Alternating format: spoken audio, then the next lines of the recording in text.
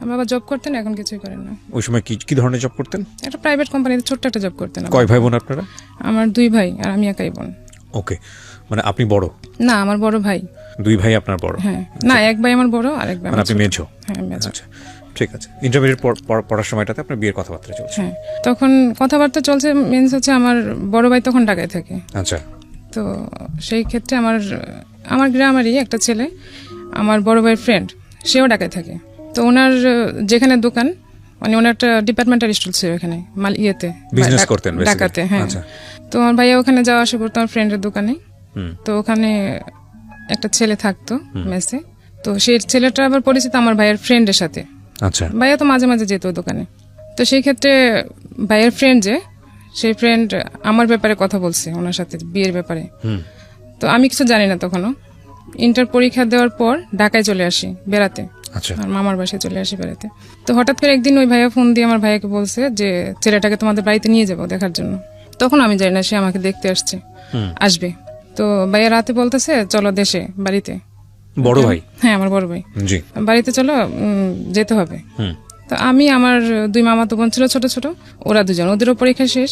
তো বলতেছে চলো যাই বাড়িতে। তো আমরা ওদেরকে নিয়ে গেছি।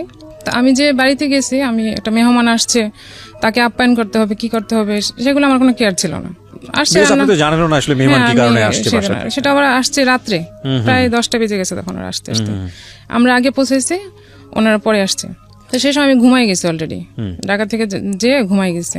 তো ওরা আসছে পরে আমার মা বলতেছে যে খাবার টাবার নিয়ে দাও ওদেরকে। তো খাবার দিলাম ওদেরকে, খাবার টাবার দিয়ে পরে আবার চলে আসছি। তো ওরা ওদিন রাতেই চলে আসছে, থাকেনি আর। তো এই দেখা আমাদের। তখন আপনি জানতেন না যে তখন আমি জানি না যে ওর সাথে বিয়ের ব্যাপারে কথা হবে বা কিছু হচ্ছে। তো ওদিকে আমাদের ফ্যামিলির সাথে কথা হচ্ছিল, ভাইয়ার সাথে আর কি। তো ভাইয়া ওকে এমনি চিনে, দোকানে আসা যাওয়া করতো, এতটুকু চিনে। জাস্ট একটা মেসেজ এরকম ছেলে থাকলে যতটুকু চেনা যায় অতটুকু। তো সে তখন গার্মেন্টসে জব করে, গার্মেন্টসে ঠিক সুপারভাইজার বলে না, তখন সে ওই পোস্টে জব করে ছেলেটা। হ্যাঁ, তো স্যালারিও তেমন ছিল না। যাই হোক, তো ভাইয়া যখন বিয়ের কথাবার্তা চলতেছে, তো ওদের বাড়ি থেকে আমাদের এখানে দেখতে আসবে। তখন আমি ঢাকায়, আমি তখনও বাড়িতে না। তারপর আবার নিয়ে যাওয়া হলো বাড়িতে, যে ওদের বাড়ি থেকে লোকজন আসবে দেখতে। তখন আমি শুনতে পেলাম যে আমার জন্য বিয়ের কথাবার্তা চলছে। তো ওদের বাড়ি থেকে আসলো, ওর বাবা আসলো, ছেলেটার বাবা, ওর বড় ভাই, ওর মামা, 3জন। আর কি আসছিল আমার ঠিক এখন মনে পড়তেছে না। ওই 4জন বা 5জন এরকম আসছে। তো অনেক আয়োজন করা হয়েছে আমাদের বাড়িতে, খাওয়া দাওয়ার ব্যাপারটা অনেক অন্যরকম করা হয়েছে। ঢাকা থেকে আমার মামিরা সবাই গেছে, আমিও গেছি। আমার ফ্যামিলির বাড়ি থেকে যারা যারা ছিল আত্মীয় স্বজন মোটামুটি ভালো, মানে আমাদের যারা খুব কাছের তাদেরকে দাওয়াত দেওয়া হয়েছে। একটা বিয়ের অনুষ্ঠানের মতোই হয়েছে তখনও। তো যেদিন আসছে দেখে ওনারা বলতেছে যে বিয়ে কবে দিবেন, কবে বিয়ের দিন তারিখ ঠিক করবেন, ওরকম বলতেছিল ওর মামা। পরে আমার মামা বলতেছে দেখতে আসছেন, আগে দেখে নেন, আমরাও তো দেখবো, তারপর না বিয়ের দিন তারিখ ঠিক হবে। তারপরে কয়েকদিন পরে আবার আমাদের বাড়ি থেকে ওদেরকে দেখতে গেছে ওদের বাড়িতে। তা আমার ফ্যামিলির লোকজন হচ্ছে, আমি হচ্ছিলাম প্রথম বিয়ে আমাদের ফ্যামিলির মধ্যে। তো ওরা দেখতে গেছে যখন, ওনারা যাওয়ার পর যেদিন যাওয়ার কথা ছিল রাতের বেলা, সেদিন যাইতে পারেনি। কারণ সেই গাড়িতে যে গাড়ি ভাড়া করছিল সেটা ছিল আমার খালাতো ভাইয়ের গাড়ি। আচ্ছা। কিন্তু সেদিন সে গাড়ি নিয়ে আসছে, গাড়ি নষ্ট হয়ে গেছে। আসার পর গাড়ি নষ্ট হয়ে গেছে, সেদিন রাতে তারা যেতে পারেনি। কারণ আমার ওই ছেলেদের বাড়ি ছিল ঝিনাইদহ, তো রাতে যেতে হবে, সকালে যে পৌঁছাবে, সেভাবে প্ল্যান করা ছিল।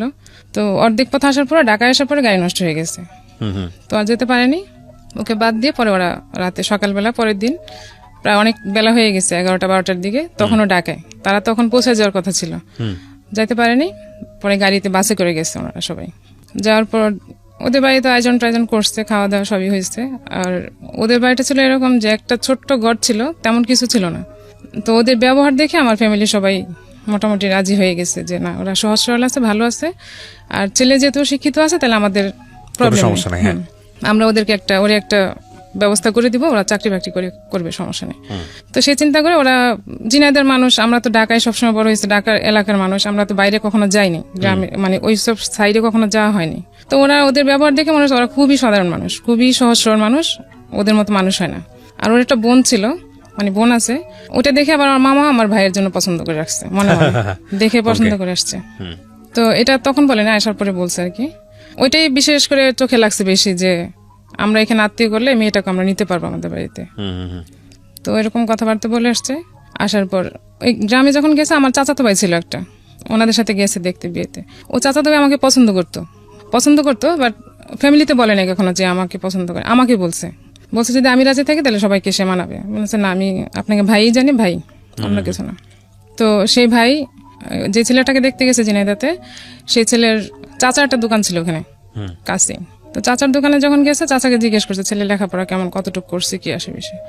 তো কতটুকু লেখাপড়া করছে আমরা ঠিক জানি না, চাচা বললো এটা। ওকে।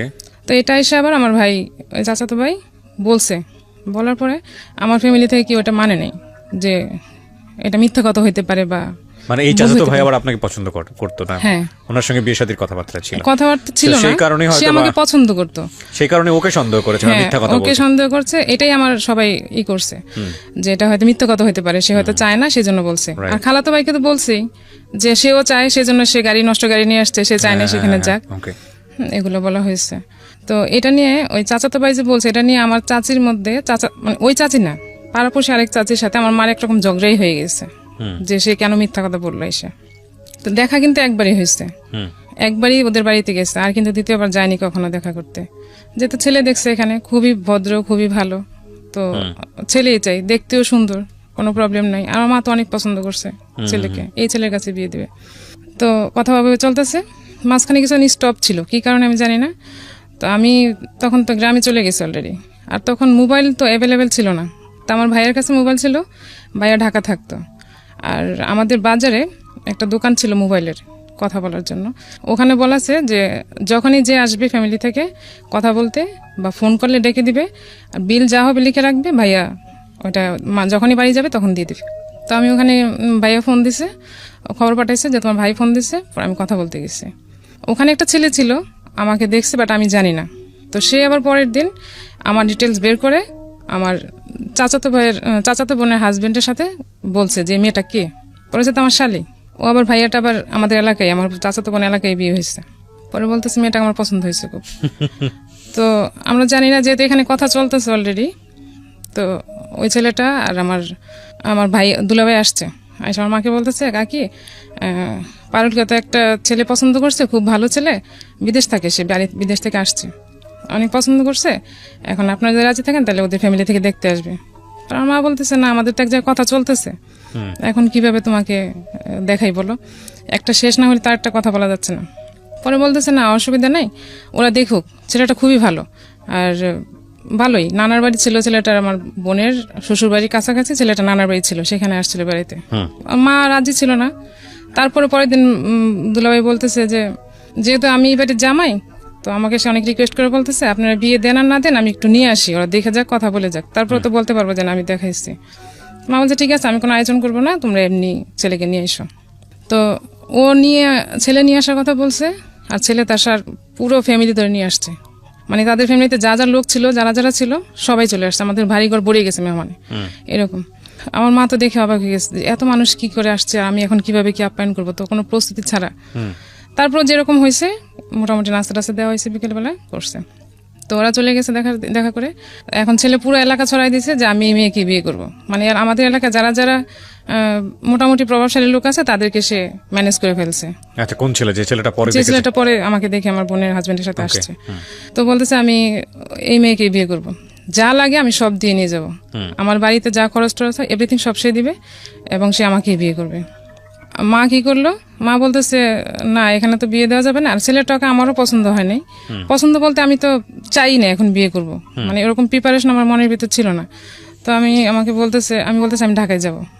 পরে ভাই আমাকে আবার ঢাকা নিয়ে গেল বলতে আমার ভাইয়ের চাচাতো ভাইয়ের একটা বিয়ে ছিল ওখানে, মানে যে দুলাভাই নিয়ে এসছে বিয়ের প্রপোজাল, ওই দুলাভাইয়ের শালার বিয়ে চলবে, মানে বিয়ের কথা হচ্ছে, মানে বিয়ে ঠিক। তো ওই বিয়েতে আমরা অ্যাটেন্ড করবো, বৌভাত হবে, বিয়ে হবে। তো বিয়েতে আমরা ছিলাম সবাই, আমিও ছিলাম, আমার ভাইয়ারা ছিল, আমার ফ্যামিলির সবাই ছিল। তো বিয়ে যেদিন হলো, বিয়ে শেষ করে সেদিনই আমরা রাত্রে ভাইয়াও চলে গেল আমাকে নিয়ে।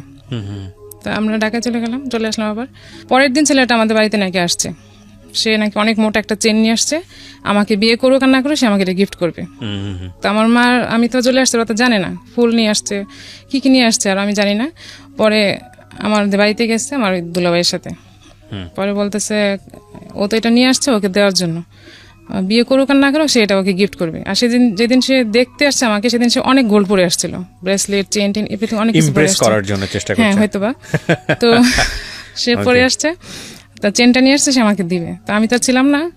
মা বলছে না, ও তো চেন নিবেও না, আর ও তো নাই এখানে, ও তোর সাথে দেখা হবে কিভাবে। তো ছেলেটা চলে গেছে, আমার সাথে আর দেখা হয়নি, আর কোনো কথা হয়নি।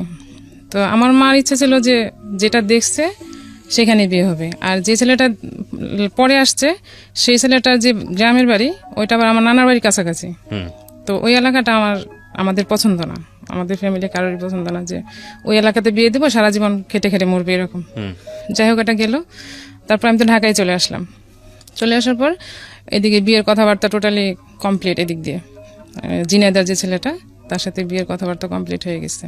তো আমি এর মধ্যে একদিন বলছিলাম ভাইয়াকে যে আমি গার্মেন্টসের ছেলে বিয়ে করবো না, যারা গার্মেন্টসে জব করে আমি এই ছেলে বিয়ে করবো না।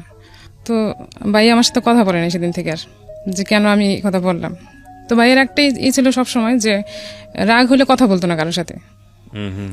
আর এই ভাইয়া আমাদের অনেক করছে ছোটবেলা থেকে, মানে আমার বাবার যেটা করার কথা ছিল সেটা আমার ভাইয়া করছে সবকিছু।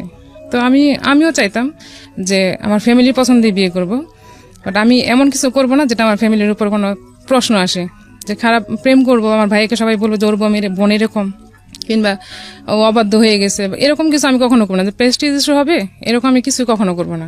আর আমি চলছি সবসময় এরকম ভাবেই। মানে বড় ভাই ছিল তো, সবসময় একটা ভয় ভিতরে কাজ করতো যে আমি একটা খারাপ ভাবে চললে আমার ভাইয়া তো সাপোর্ট এখানে সব কিছুর ঊর্ধ্বে, তো কানে যাবে, আর আমাকে তো কিছু না বললে, ওই যে না বলা, কথা না বলা, যে এটা আমার কাছে অনেক বড় একটা পেন, যে আমার কাছের লোকই আমার সাথে কথা বলবে না, এটা তো কথা বলে নাই। সেদিন অনেকটা রাগ হয়ে আছে যে আমি কেন এই কথা বললাম। তো আমার মামি বললো যে গার্মেন্টসে ছেলে আসলে তো ভালো হয় না, এটা তুমি, আমার ছোট মামি বললো যে এরকম ভালো হয় না। পরে আমি বলছি, আমিও তো তাই বলছি যে বিয়ে করবো না, তুমি ভাইয়া তো কথা বলে না। যাই হোক, এখন আমার মামার ফ্যামিলিতে মামাই সব, মানে যা বলবে সব মামার কথাই সব হবে। আমার ফ্যামিলিতে ভাইয়া যা বলবে, মা যা বলবে, এরকম। আব্বা অতটা ফ্যামিলিয়ার ছিল না, সবসময় একটু সরল সরল টাইপের আর কি। উনি সব ডিসিশন নেওয়ার ব্যাপারে অত ছিল না। তবে আব্বা এটা বলছিল যে আমার একটা মেয়ে এত দূরে বিয়ে দিতে চাই না, ওই বিয়ে দিতে চাই না, এত দূরে বিয়ে দিতে চাই না, এটা একবার বলছিল। কিন্তু আমার ভাইয়া, আমার মা, ওদের জন্য ওরা আব্বা যে কিছুটা ডিসিশন নিবে সেরকম ওরকমও না। তো এটা বলার পর আমি একটু বলছি, ভাইয়ের কথা বলছে না, ঠিক আছে আমি আর কিছু বলিনি। পরে ওই ছেলেটা নাকি আমার সাথে কথা বলতে চাইছে। তো যখন বিয়ের দিন তারিখ ঠিক হয়নি, আমাকে নিয়ে গেল, ভাইয়া বললো যে কথা বলতে চাইছে, কথা বলে দেখো কি বলে। তো সে মেসে থাকতো, আমাকে মেসেই নিয়ে যাওয়া হয়েছে। মেসের পাশে ছিল ছেলেটার সঙ্গে কথা বলার জন্য। হ্যাঁ, কথা বলার জন্য। ছেলেটা সেদিন দুপুরে সে লাঞ্চ করতে বাসায় আসবে, তখন আমি তার সাথে দেখা করব, মানে সে আমার সাথে জাস্ট কিছু কথা বলবে। তো আমাকে সে প্রশ্ন বললো যে আমাদের বাড়িতে ওই জায়গায় জিনাইদা আমাদের এরকম জায়গা জমি আছে, তারপরে করতে হবে, হাল চাষ করে গরু পালে, এগুলা সবকিছু করতে হবে। আমার তো এমনিতে ওর পছন্দ না, বিয়ে করবো না বলে দিয়েছি। তারপরে আমি বলছি যে আমি এসব করতে পারবো না, আমি এসব করে অভ্যস্ত না, কারণ আমার ফ্যামিলিতে আমি কখন এগুলো করিনি। তো আর কিছু বললো না, এসব আপনি কি বিয়েতে রাজি? এখন আমি তো বলতে পারবো না যে আমি বিয়েতে রাজি না, কারণ আমার উপরে তো ভাইয়া। এখন আমি বলি না আর কিছু, আমি একটু বলছি যাতে সে বুঝে যায় যে বিয়েটা এখানে করা ঠিক হবে না, সে ভেঙে দিক। কিন্তু সে এটা করে নাই, সে আর কিছুই বলেনি। আমাকে একটা ডায়েরি গিফট করলো, ডায়েরির ভিতর তার একটা ছবি দিয়ে। এটা নিয়ে আসলাম, আসার পর তার সাথে তার কোনো কথাই হয়নি, আর ফোনও তো তখন অ্যাভেলেবেল ছিল না যে কথা হবে বা কিছু। তারপর বিয়ের দিন তারিখ ঠিক।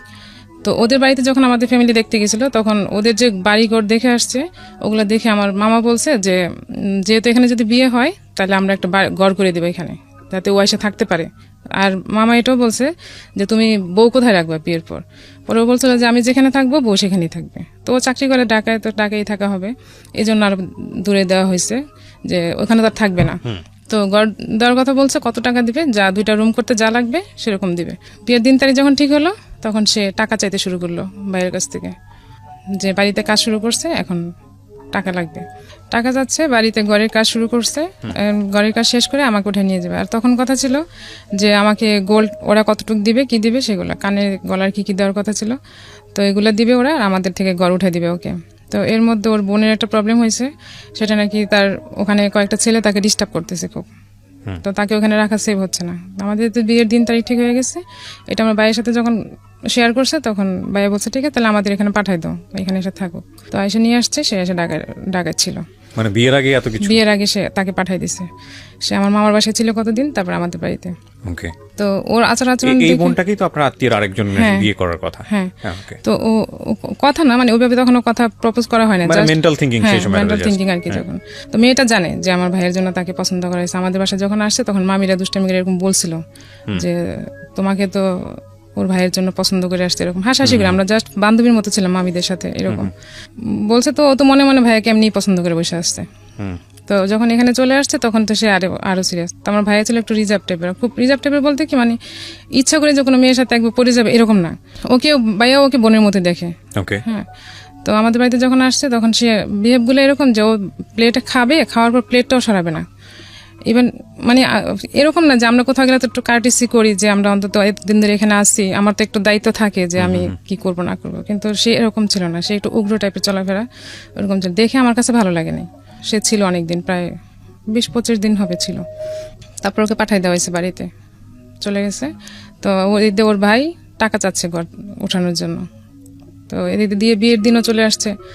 তো বাড়ির কাজ মোটামুটি হয়েছে, মোটামুটি বলতে শুধু ইট দিয়ে রাখছে, কোনো রকম জানলাও তৈরি করা হয়নি, সেগুলো তো আমরা জানি না, আর কেউ যায় না ওদের এখানে দেখতে। মানে তখন পর্যন্ত আপনাদের বিয়ের কোনো ধরনের কোনো ফর্মালিটিস হয়নি? না, বিয়ের মৌখিক মানে দিন তারিখ পাকা হয়ে গেছে। এগুলো তো এক ধরনের যৌতুক।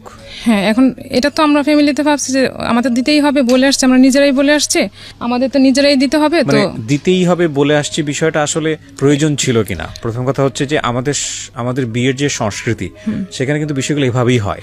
একটা সময় বলা গ্রামাঞ্চলে প্রচলিত ছিল ডিমান্ড, ছেলের ডিমান্ড কি? হ্যাঁ, চাইতো, মানে একদম নির্লজ্জের মতো বেহায়ের মতো চাওয়া, হ্যাঁ এই দিতে হবে, সে দিতে হবে, এবং এটা মনে করতো যে এটা খুব মানে একটা রাইট ব্যাপার। কিন্তু সেটা অনেক ধরনের সামাজিক সচেতনতার জায়গা থেকে এখন আর ওরকম হয় না। এখন দেখা যায় যে মেয়ের বাড়ি থেকেই মোটামুটি একটা প্রস্তাব পড়ে যে আমরা এটা দিয়ে দিব, ওটা দিয়ে দিব, চাওয়ার আগে।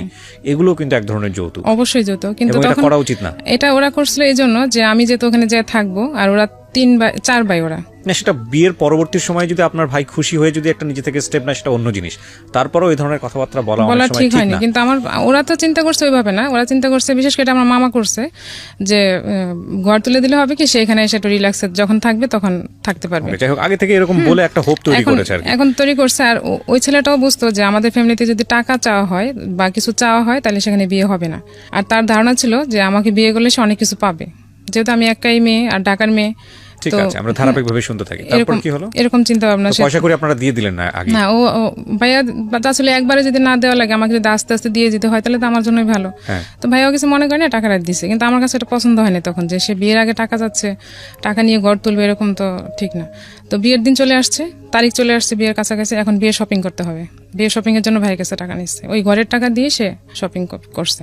বিয়ের দিন বলতে কি, আমাদের বিয়ের কাবিন করে রাখা হবে, আর সে পরে উঠায় নিয়ে আসবে। মানে ঘরের কাজটা পুরোপুরি কমপ্লিট হলে তখন সে উঠে নিয়ে আসবে।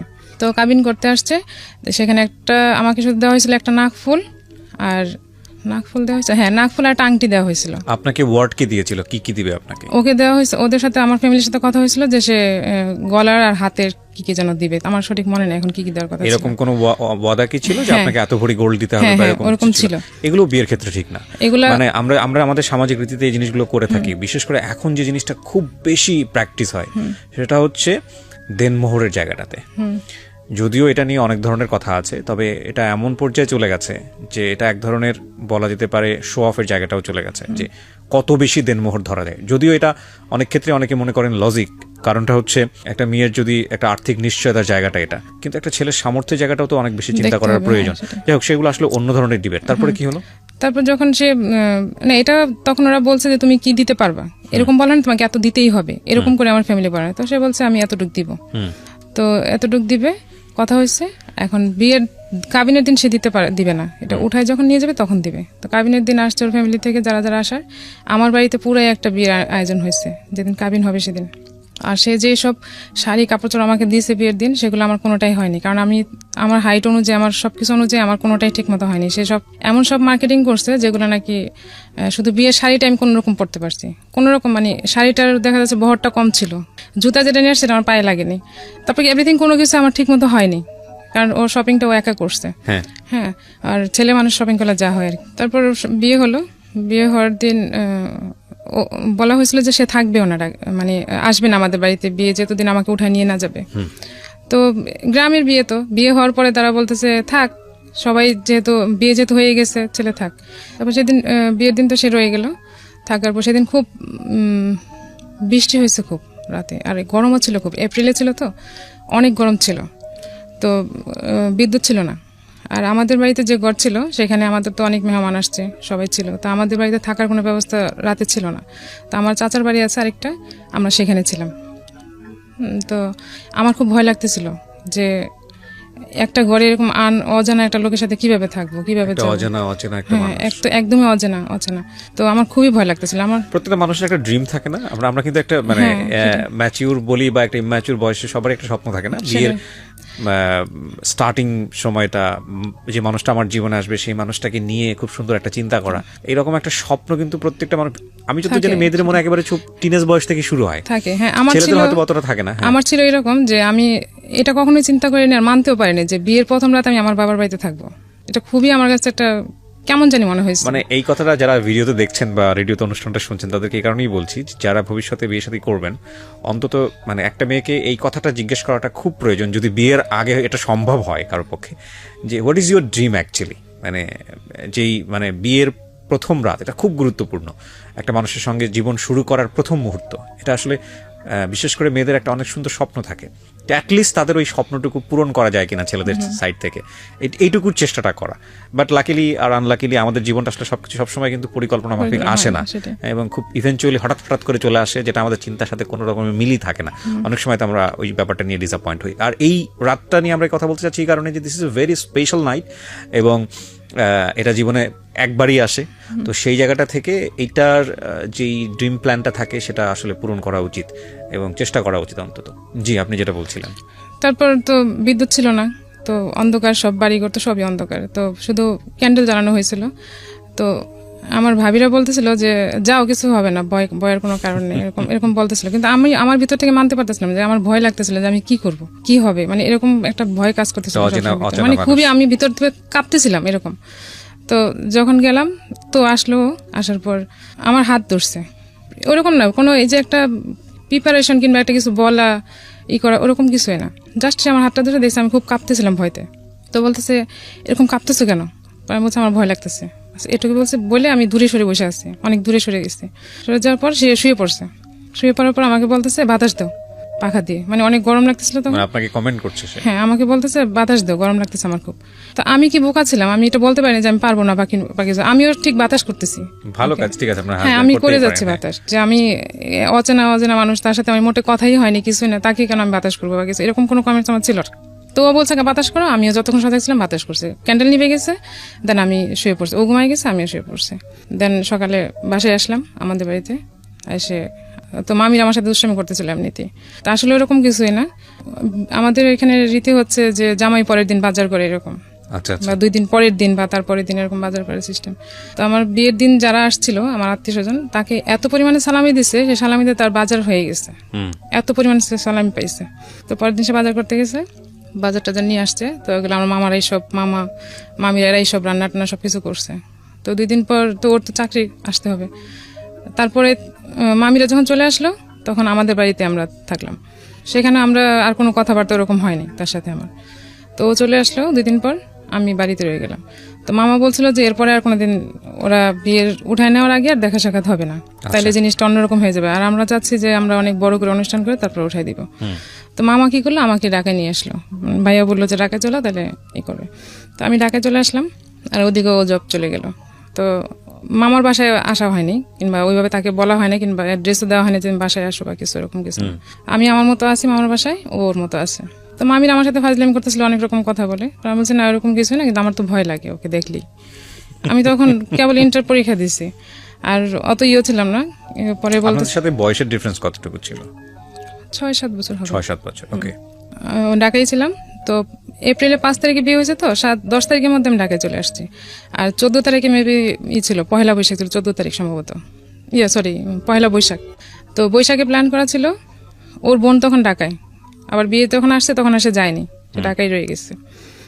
তো প্ল্যান ছিল যে সবাই মিলে ঘুরতে যাবে, পয়লা বৈশাখের দিন ঘুরতে যাবে। কে কার সাথে কিভাবে ঘুরতে যাবে, মামিরা যাবে মামার সাথে, মামাতো বোনরা, ভাইয়া আর ভাইয়ার যে ফ্রেন্ড ঘটক, সে ফ্রেন্ড আর আমার ননদ যাবে একসাথে ঘুরতে, আর আমি আর আমার হাজবেন্ড যাবো ঘুরতে। তো সে আমাকে ফোন দিল ভাইয়ার মোবাইলে পয়লা বৈশাখের 2 দিন আগে, মানে 2 দিন আগে না 1 দিন আগে যেন ফোন দিয়ে আমাকে জিজ্ঞেস করতেছে আমি তার সাথে কি ঘুরতে যাব, মানে ওরা যে প্ল্যান করছে আমার ফ্যামিলি থেকে সেটা কি আমি যাব নাকি না হলে সে দেশে চলে যাবে। সে আমার প্ল্যানটা, ওর প্রশ্নটা ছিল এরকম যে সবাই তো প্ল্যান করছে ঘুরতে যাওয়ার জন্য, তুমি কি যাবা নাইলে আমি বাড়ি যাব। কথাটা তো এরকম হওয়া উচিত ছিল না, রাইট? ডেফিনেটলি এটা আমার খুবই লাগছে তখন, কিন্তু যদিও আমি এটা কিছু মনে করি না, কিন্তু আমার কাছে কিন্তু ভিতর ভিতর খারাপ লাগছে যে এরকম কেন হবে, কথাটা তো এরকম হওয়া উচিত না। তো আমি আর কিছু বলি না, আমি বলছি যে সবাই যেভাবে ডিসিশন নেয় আমিও সেইভাবেই যাব। তো পয়লা বৈশাখের দিন ভাই আমাকে বাইকে করে নামাই দিয়ে আসলো ওর মেসের কাছে, ওর ওখানে। তো ওখান থেকে আমরা ঘুরতে যাবো একসাথে, ও গেছে আমি গেছি, ওর সাথে ওর 2টা ফ্রেন্ড, তো 2টা ফ্রেন্ডকে সাথে নিয়ে গেছে। আমরা প্রথমে গেলাম সংসদ ভবনে, নিয়ে যাওয়ার পর সে ওখানে ওদের সাথে খুব আড্ডা দিচ্ছে। আমি যে একটা মেয়ে মানুষ বা ওইখানে তার সাথে আছি, হ্যাঁ আমাকে ওভারলুক করতেছে, আর আমি মানে তার পিছনে পিছনে হাঁটতেছি এরকম, মানে ওরা খুব মজা করতেছে আর আমি একা একা, মানে খুব লোনলি ফিল করতেছিলাম বিষয়টা।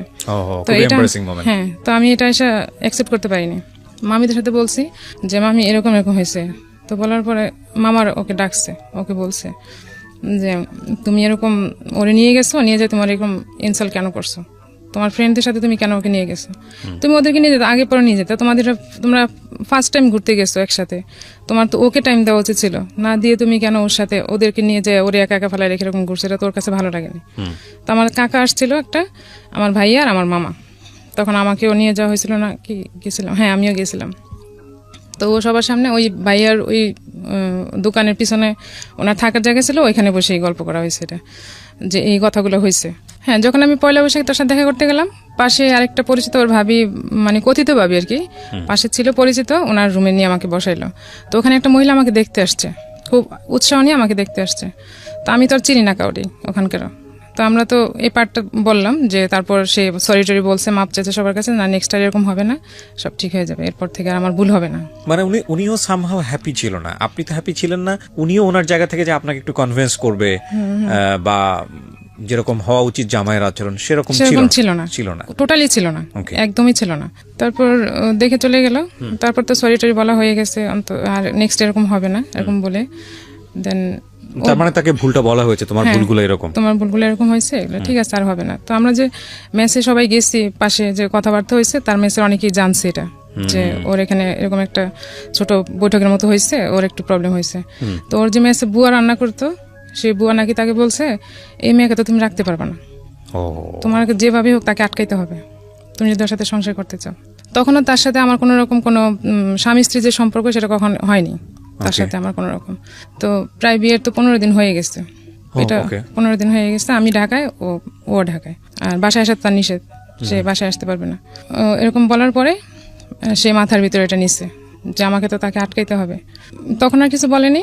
তো বিয়ের পরে সে তো আমাকে উঠাই নিবে আগে, তাদের বাড়িতে নিয়ে যাবে, দেন তারপর না তার ডিসিশন।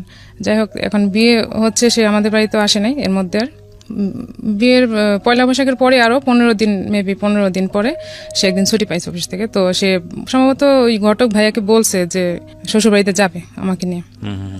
তো সে আমাকে বলছে যে আমাকে নিয়ে যাবে। তো আমাকে নিয়ে সে সেদিন মাসখানেক পরে আর কি বিয়ের, আমাদের বাড়িতে আসছে। সেদিন আসার পরে সে ছিল 2 দিন বাসায় থাকার পর, তার যখন ছিল তখন আমি বাড়িতে চলে আসছি একবারে, আর তখন আর ঢাকায় যাচ্ছি না, বাড়িতে চলে আসছে, কারণ প্রতি সপ্তাহে এখানে আসবে, ছুটি পাইলে সে আমাদের বাড়িতে আসবে। মানে সেরকম বলে নাই, তো সবাই চাচ্ছে এরকম আসুক, যেহেতু বিয়ে এখন উঠে নিতে পারতেছে না, তাহলে এখন কি করবে, সে একটা প্রিপারেশনের দরকার উঠে নেওয়ার জন্য। তো আমি বাড়িতে রয়ে গেলাম, সে প্রতি বৃহস্পতিবার যাচ্ছে, এরকম প্রতি সপ্তাহে যাচ্ছে। পরে একদিন হঠাৎ করে ও চলে যাওয়ার পর আমি আমার বিছানার বালিশের নিচে একটা চিঠি পাই। চিঠিতে লেখা ছিল আমার নাম, মানে শিরোনামে আমি ছিলাম, মানে আমার নামটাই ছিল, কিন্তু ভিতরে যে কথাবার্তা সেগুলো আমার সাথে যায় না। কি লেখা ছিল? মানে সেরকম লেখা ছিল যে তার সাথে একটা মানে ব্রেকআপ হলে যেরকম কথাবার্তা হয় না, সেরকম কথাবার্তা লেখা, যে আমি তোমাকে এরকম পছন্দ করতাম, এই করতাম সেই করতাম, যে তুমি আমার সাথে এরকম করো আমি বুঝতে পারিনি, এরকম লেখা। আর যখন আমি চিঠিটা ও যাওয়ার পর বিছানা গুছাইতে গেছে, তখন যখন দেখলাম, তখন আমি এটা বুঝতে পারলাম না যেটা কাকে লেখা। লেখা তো আমার নাম, কিন্তু তার সাথে আমার রিলেশন তো এরকম না। তার সাথে আমার স্বাভাবিক সম্পর্ক, সে নাস্তা টাস্তা করে সকালবেলা খেয়ে দিয়ে তারপর বাসায় থেকে বের হলো। তো আমি তখন তো মোবাইল নেই যে তার সাথে আমি যোগাযোগ করবো বা কিছু বলবো বা জানতে চাইবো যেটা কার চিঠি। তো যখন ফোন দিয়েছে তখন আমি ওকে জানতে চাইছি যেটা চিঠি পাইছে এটা কার। পরে বলতেছে কোন জায়গায় পাইছে, আমি বলছি বিছানায় ছিল। পরে বলতেছে তোমার জন্য লিখছিলাম। পরে বলছে আমার জন্য এই ধরনের কথাবার্তা কেন, আর আমার তখন এত বুদ্ধিও ছিল না যে আমার সাথে তো এরকম রিলেশন না। এখন বুঝি সেটা তো আমার জন্য ছিল না। পরেও শুনছি চিঠিটা কার, কিন্তু এটা যে আমার ছিল না এটা আমি বুঝতে পারছি। তখনও বুঝতে পারছি, এখনো বুঝতে পারি, এখন ভালো করে বুঝতে পারি। তখন তো আমি কি হয়েছে, তারপরে তখন কি করেছেন? তখন চিঠিটা যখন দেখলাম তখন এটা জিজ্ঞেস করলাম, সে আমাকে এড়াই গেল, বললো যে এটা আমি তোমাকেই লিখছিলাম, এমনি লিখছিলাম। আপনার নাম ছিল চিঠির শুরুতে? হ্যাঁ, চিঠির মধ্যে আমার শুরুতে আমার নাম ছিল। এখানে কারণ আছে, আমি বলবো পরে। ওকে, আচ্ছা, যাই সামনের দিকে। তো এটা আমার নাম দিয়ে লেখা, এরকম লেখা ছিল। এর মধ্যে তো আর সে উঠায় নিয়ে আসতে পারতেছে না আমাকে, 9 মাস হয়ে গেল অলরেডি আমাদের বাড়িতে। তবে আমার ফুপু একদিন বলে বসছিল ওর সামনে যে তোমার বাপের কি টাকা নাই, আমার বাস্তির উঠায় নিতে পারতেছো না। মানে আমার ফুপুটা একটু সহজ সরল টাইপের, অত শিক্ষিত না, তো বলে ফেলাইছে ওর সামনে। আর এটা নিয়ে ওর যখন বলছে তখন ও খুব মাইন্ডে লাগছে, তার ইগোতে লেগেছে। এটা ওর ফ্যামিলি তো বলছে, বলার পর এটা নিয়ে ওর বাবা খুব মোটামুটি রাগ হয়েছে। আর ওর বাবার কথা ছিল যে আমি করব না, তোমাদের বিয়ে শাদীর জন্য আমি কারো টাকা পয়সা দিব না, দিতে পারবো না, যার যার বিয়ে শাদীর টাকা সে জোগাড় করবা। এখন কি হবে, এখন তো তার সেরকম বিয়ের পর থেকে সে চাকরিও ঠিক মতো করতে পারতেছে না, মানে করতে পারতেছে না, সে ঠিক করে না ঠিক মতো চাকরি বাকরি। তো 2 দিন করে তো 4 দিন থাকে না এরকম। আর সে টাকাও জোগাড় করতে পারতেছে না, বউ কিভাবে নিবে, কারণ ওর তো কন্ডিশন দেওয়া ছিল কি কি জিনিসপত্র নিয়ে যাবে। এটা তো আমাদের ফ্যামিলিতে বলতে পারতেছে না যে আমি এগুলো ম্যানেজ করতে পারতেছি না বা আমি নিতে পারতেছি না। তো আমি ওর জিজ্ঞেস করলাম যে এখন যে এরকম প্রবলেম হইতেছে, এখন মানুষ তো আমাকে খারাপ বলতেছে, বা আমাকে না তোমাকে খারাপ বলতেছে, যে তোমার হাজবেন্ডের মনে কম, মানে টাকা পয়সা নাই, এতদিন হয়ে গেলে উঠে নিতে পারতেছে না। তো আমাকে বললো যে আমি তো ম্যানেজ করতে পারতেছি না জিনিসপত্রগুলো, আর উঠে নিতে গেলে তো খরচ আছে, আমি কি করবো। তো আমি আমার মায়ের সাথে বুদ্ধি করলাম যে প্রেস্টিজ বাঁচানোর জন্য, যে আমার যে বিয়ের আগে যে গোলগুলো ছিল সেগুলো আমি কি করলাম, সব আমি আর আমার মা মিলে, এটা কিন্তু কেউ জানে না, আমার মা ছাড়া এখনো জানে না। তো আমি আর আমার মা মিলে ওই জিনিসগুলো বললাম যে আমি তাহলে বিয়ের জিনিসগুলো এটা দিয়ে বানাইতে বলি, ওরে আমি বানাই। আমি আর আমার মা মিলে বললাম। পরে মা বললো ঠিক আছে, তাহলে তোমারই তো, তাহলে তুমি করো না। সরি, এর মধ্যে একটা কথা, উঠায় নিয়ে যাওয়ার আগে একটা কোরবানি ঈদ আসছে লাস্ট, আমার তো এপ্রিলে বিয়ে হয়েছে, তারপর কোরবানি ঈদ যখন আসলো প্রায় 9 মাসের কাছাকাছি তখন। তো এখন ঈদে যদি আমি এখানে থাকি তাহলে মানুষ ভাববে কি রকম একটা ভাববে, এই মানুষের ভাবাটাই অনেক কাল হয়ে গেছে আসলে। তো এখন সে আমাকে, আমি বলতেছি তাহলে আমরা কি করতে পারি বলো, এখন এক কাজ করো, তাহলে তুমি বাড়িতে বলো যে আমরা দেশে যাই ঈদ করতেছি, আমার আব্বা আম্মা বলছে ওকে দেশে নিয়ে যেতে। তো সেটা বলে সে আমাকে তার মেসে নিয়ে আসলো ঈদ করার জন্য রাতের বেলা। সে তখন কাঁঠাল বাগান থাকে, মেসে থাকে, মেসে সবাই চলে গেছে, মানুষের মুখের কথা থেকে বাঁচার জন্য আপনারা এই কাজটা সেটা করলাম। তো বলতেছে ঠিক আছে তাহলে চলো মেসে আমরা ওইখানে ঈদ করি। তো সে মেসে নিয়ে আসলো কাঁঠাল বাগানে ঈদ করার জন্য। তো এখানে তো তার তো টাকাও নাই, সে তো চাকরিও নাই, তার সে কি বাজার করবে, কি বা কি জবও চলে গেছে ওই সময়। হ্যাঁ, তখন তার জবও নাই, সে মেসে থাকতেছে ঠিকই কিন্তু তার জব নেই। তো ও একটু উড়নচণ্ডী টাইপের আর কি, যে জব ঠিক মতো করবে ওরকম না। তো মেসে নিয়ে আসছে, সেদিন আমার মেসের পাশে অনেক বড় একটা বিল্ডিং আগুন লাগছে। এখন তো পুরো এলাকা সব জড়ো হয়ে গেছে, আর সবার সাথে আমার রিলেশন হচ্ছে, মানে কন্ট্যাক্ট হচ্ছে যে আমি আমার শ্বশুরবাড়িতে ঈদ করতেছি, ঈদ করতে আসছি। সবাই জানতে যাচ্ছে কেমন শ্বশুরবাড়ি, কি আসে বিষয়। তো ওরা বলছে যে ঠিক আছে 1-2 দিনের জন্য নিয়ে যাও, ঈদ করে আবার দিয়ে যাবে, আবার উঠায় অনুষ্ঠান করে নিয়ে যাবে এরকম। তো আমরা তো মেসে, এখন আমার মানে তখন উঠানোর ডেট ফিক্সড হয়ে গেছে যে আমাকে ডিসেম্বর উঠে নিয়ে আসবে এরকম। তো তখন আমার খুব গরু মাংস খাইতে ইচ্ছা করছে, মানে কি পরিমাণে খাইতে ইচ্ছা করছে আমি এটা এখনো বলে বোঝাতে পারবো না। কোরবানির ঈদ, তো কোরবানির ঈদ আমার গরু মাংস খাইতে এত ইচ্ছা করছে, মানে পাগল হয়ে যাবে এখন গরু মাংস না খাইতে পারলে, এরকম মনে হইতেছিল। তো এখন আমরা গরু মাংস কোথায় পাবো, ঢাকা শহরে তো আমাদের পরিচিত মামার বাসা, আর আমি তো আমার আত্মীয় বাসা যাইতে পারবো না, কারণ সবাই জানে আমি আমার শ্বশুর বাড়িতে ঈদ করতে গেছি। তো ওর একটা ভাই ছিল, হোটেল সবকিছু বন্ধ। হ্যাঁ, কোরবানি ঈদ তো এরকমই থাকে। তো ওর একটা ভাই ছিল ঢাকায়, ওর ভাইয়ের বাসায় নিয়ে গেল, চলো যাই ওদিকে দেখি ওখানে কিছু হয় কিনা। তো ঈদের দিন আমরা ওখানে গেলাম, যাওয়ার পর দেখি ওখানে যাই দেখি যে ওর ভাই আর ভাইয়ের বউর মধ্যে সম্ভবত কোনো ঝগড়াঝাটি চলতেছে। এগুলো খুবই ইম্পর্টেন্ট। কেন ইম্পর্টেন্ট বলছি, মানুষের ওই যে বিয়ের পরের প্রথম দিককার যে মেমোরিগুলো, যারা বিবাহিত আছেন তারাই আজকের এই ভিডিওটা বা আজকে যারা রেডিওতে শুনছেন তারা বুঝতে পারবেন যে এই মেমোরিগুলো মানুষ সারাটা জীবন রান করে, এবং এগুলো যে কত বড় সমস্যা হয় সাংসারিক জীবনে আনথিঙ্কেবল। বলেন। দেন ওখানে যাই দেখলাম যে ওখানে পজিশন ভালো না, তো ওখান থেকে চলে আসলাম। মাংস তো আর খাওয়া হলো না আমার। 2 দিন পর আমি বললাম যে আমি বাড়ি যাবো, এখন বলবো যে আমি এখান থেকে চলে আসছি, ঈদ তো চলে গেছে, এখন বাড়ি আসবো। বাড়ি আসলাম, আমাদের বাড়িতে কোরবানি দেওয়া হয়। এখন আইসে আমি মাংস খাইতে পারলাম না, মাংসের মধ্যে কেমন একটা গন্ধ পাচ্ছি, আমি খাইতে পারতেছি না মাংস। আমার চাচা আসছে, ওই চাচাটা আমাদেরকে খুব আদর করে, মানে ফ্রেন্ডের মতো। আইসা উনি ভাত মাখাইছে, মাখানোর পরে মাংস দিয়ে ভাত মাখাইছে আমাকে দিছে, আর আমি বাইরে যে বমি করতে শুরু করছি যে আমি আর এখন আর গরু মাংস খাইতে পারতেছি না, তো আর খাইতে পারিনি মাংস। এর মধ্যে আমার কনসিভ হয়ে গেছে।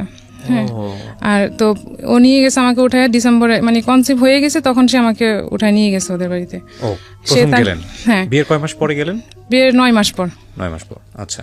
তো সে তার ওই বুদ্ধিটা খাটাই, ওই যে বুয়া বলছিল যে মেয়েকে আটকাইতে হলে তোমাকে কিছু করতে হবে, হ্যাঁ এটাই ছিল তার প্ল্যান। তো যাই হোক, এখন তো কনসিভ হয়ে গেছে, তো উঠায় নিয়ে যাওয়ার পর ওখানে ছিলাম মনে হয় 4 দিন না 3 দিন ছিলাম। তারপরে আমার ভাইয়া আবার যাই আমাকে নিয়ে আসছে ওখান থেকে। তো আমি তো ওখানে থাকবো না, এমনি তো থাকার মতো ওইরকম প্রিপারেশন হয় না। তারপর ওর চাকরি এখানে, আর আমার যেহেতু উঠায় নিয়ে গেছে, এখন তার ওখানে থাকার দরকার নেই, বাড়িতে এসে ছিলাম। তো তখন থেকে সে আর বাড়িতে যাওয়ার কথাও বলে না, ঢাকায় যাওয়ার কথাও বলে না, কিংবা আমি বাসা নিচ্ছে তুমি আসো এরকম কিছু বলে না। কোথায় রেখেছে আপনাকে? আমাদের বাড়িতে। আবার যখন ওই যে বিয়ের 2 দিন পর যখন নিয়ে আসলো আমাকে, আবার তখন নিয়ে এসে এখন আর সে এখানেই আসা যাওয়া করে, বাট সে বাসা নিচ্ছে না। এখন আমার মা, আমার ফ্যামিলি, বাসা নেওয়ার মতো সামর্থ্য ছিল ওর? তো জব, তখন জব করতেছে একটা, তখন জব করছিল। আচ্ছা, করতেছে তখন, তো বাসা নিচ্ছেও না, কিছু বলতেছে না। আমার মা তো বলতে পারে না তুমি মেয়েকে নিয়ে যাও, এটা তো মুখের উপর বলা যায় না। কেমন লাগে? হ্যাঁ, কেমন লাগে শুনতে। তা আমি মাঝে মাঝে বলতাম যে তুমি বাসা নাও বা কিছু, তখন সে বলছে ঠিক আছে বাসা নিবো না। তো আমিও তাকে একটু জোর দিয়ে বলছি যে বাসা নাও, আমি আর এখানে থাকবো না, কারণ এখানে থাকলে জিনিসটা ভালো দেখা যাচ্ছে না। সবাই আমাকে প্রশ্ন করে যে তোমার হাজবেন্ড বলছে ঢাকায় রাখবে, থাকবা। আর সবাই জানে আমাদের ফ্যামিলিতে যে আমার খুব ভালো জায়গায় বিয়ে হয়েছে, আমার খুব মোটামুটি ভালো জায়গায় বিয়ে হয়েছে। পরে বাসা নিল না, তারপর সে বলছে ঠিক আছে আমি বাসা দেখবো। তারপর আমরা রায়ের বাগে একটা বাসা নিলাম, এক রুমের একটা বাসা, টিনের চাল দেওয়া যে বাসাগুলো থাকে ওরকম একটা বাসা নিচ্ছে। তো বাসায় তো কিছুই নেই, থাকবো কিভাবে? জাস্ট একটা তোষক নিয়ে, না একটা চৌকি, ওই যে মেসেজে চৌকিগুলো ইউজ করে। 2002 বিয়ে হয়েছে, এটা 2003 ঘটনা, প্রথম দিকে। তো বাসা নিচ্ছে, ওখানে একটা জাস্ট একটা চৌকি ছিল, চৌকিতে একটা তোষক মতো, সে আগে যে মেসেজে পাশা যেটা ইউজ করতো, খাট না চৌকি, ওগুলো ওখানে নিয়ে আসছে ওখানে। তো কিছু কিছু জিনিসপত্র আমার ছোট ভাই আমাকে দিয়ে গেছে বাড়ি থেকে, যে নতুন সংসার, হাড়ি পাতিল টাতিল যা লাগবে এগুলো সে মা পাঠাই দিচ্ছে। তো মা তো বিষয়টা জানে মোটামুটি, আমি তো মার সাথে শেয়ার করছি, আমার তো আর কারোর সাথে শেয়ার করার মতো ছিল না। তো মা বাড়ি থেকে সবকিছু পাঠাই দিত, যা যা দরকার লাগতো, চাল থেকে ধরে সবকিছু এরকম পাঠাই দিত, ছোট ভাইকে দিয়ে পাঠাই দিছে। তো তখন অনেক গরম, যখনটা শুরু হয়েছে তখন অনেক গরম, যে সময়টাতে আমি বাসা নিচ্ছি। বাসায় এত গরম ছিল, রাতে ঘুমাইতে পারতেছিলাম না গরমের জন্য, না ছিল ফ্যান, না ছিল মশারি। এখন কাঁথা গায়ে দিলে মশা, গরম লাগছে, মশা কামড়াচ্ছে মশারি ছাড়া। তো এরকম পরিস্থিতির মধ্যে ছিলাম। তো এর মধ্যে ভাই একদিন আসলে হঠাৎ করে দুপুরবেলায় আমাকে ফোন দিয়ে, আসার পর ফোন ছিল না আমার কাছে, ভাই হঠাৎ করে আসছে। ভাই যখন ঘরে এসে বসছে তখন ভাই অঝরে ঘামতে শুরু করছে। তখন ভাই বলতেছে এই ঘরে কিভাবে থাকতেছিস তুই? ভাইয়ের সাথে সাথে ফ্যান আর মশারি এগুলো কিনে দিয়ে গেছে আমাকে, যাক ফ্যান মশারি দিয়ে গেছে। তো আমি মোটামুটি একটু রিল্যাক্স হয়েছি। তখন কিন্তু আমি কনসিভ করা অলরেডি 3 বা 4 মাস সম্ভবত। তো এই বাসায় জানতো বিষয়টা। তো তখন আমি 4 মাস, আর বাসাটা নিচে 1 মাস এখানে ছিলাম। জানি এই বাসাতে আর থাকতে পারতেছি না, কি জন্য জানি না। জানি না, পরিবেশটা তো ভালো না।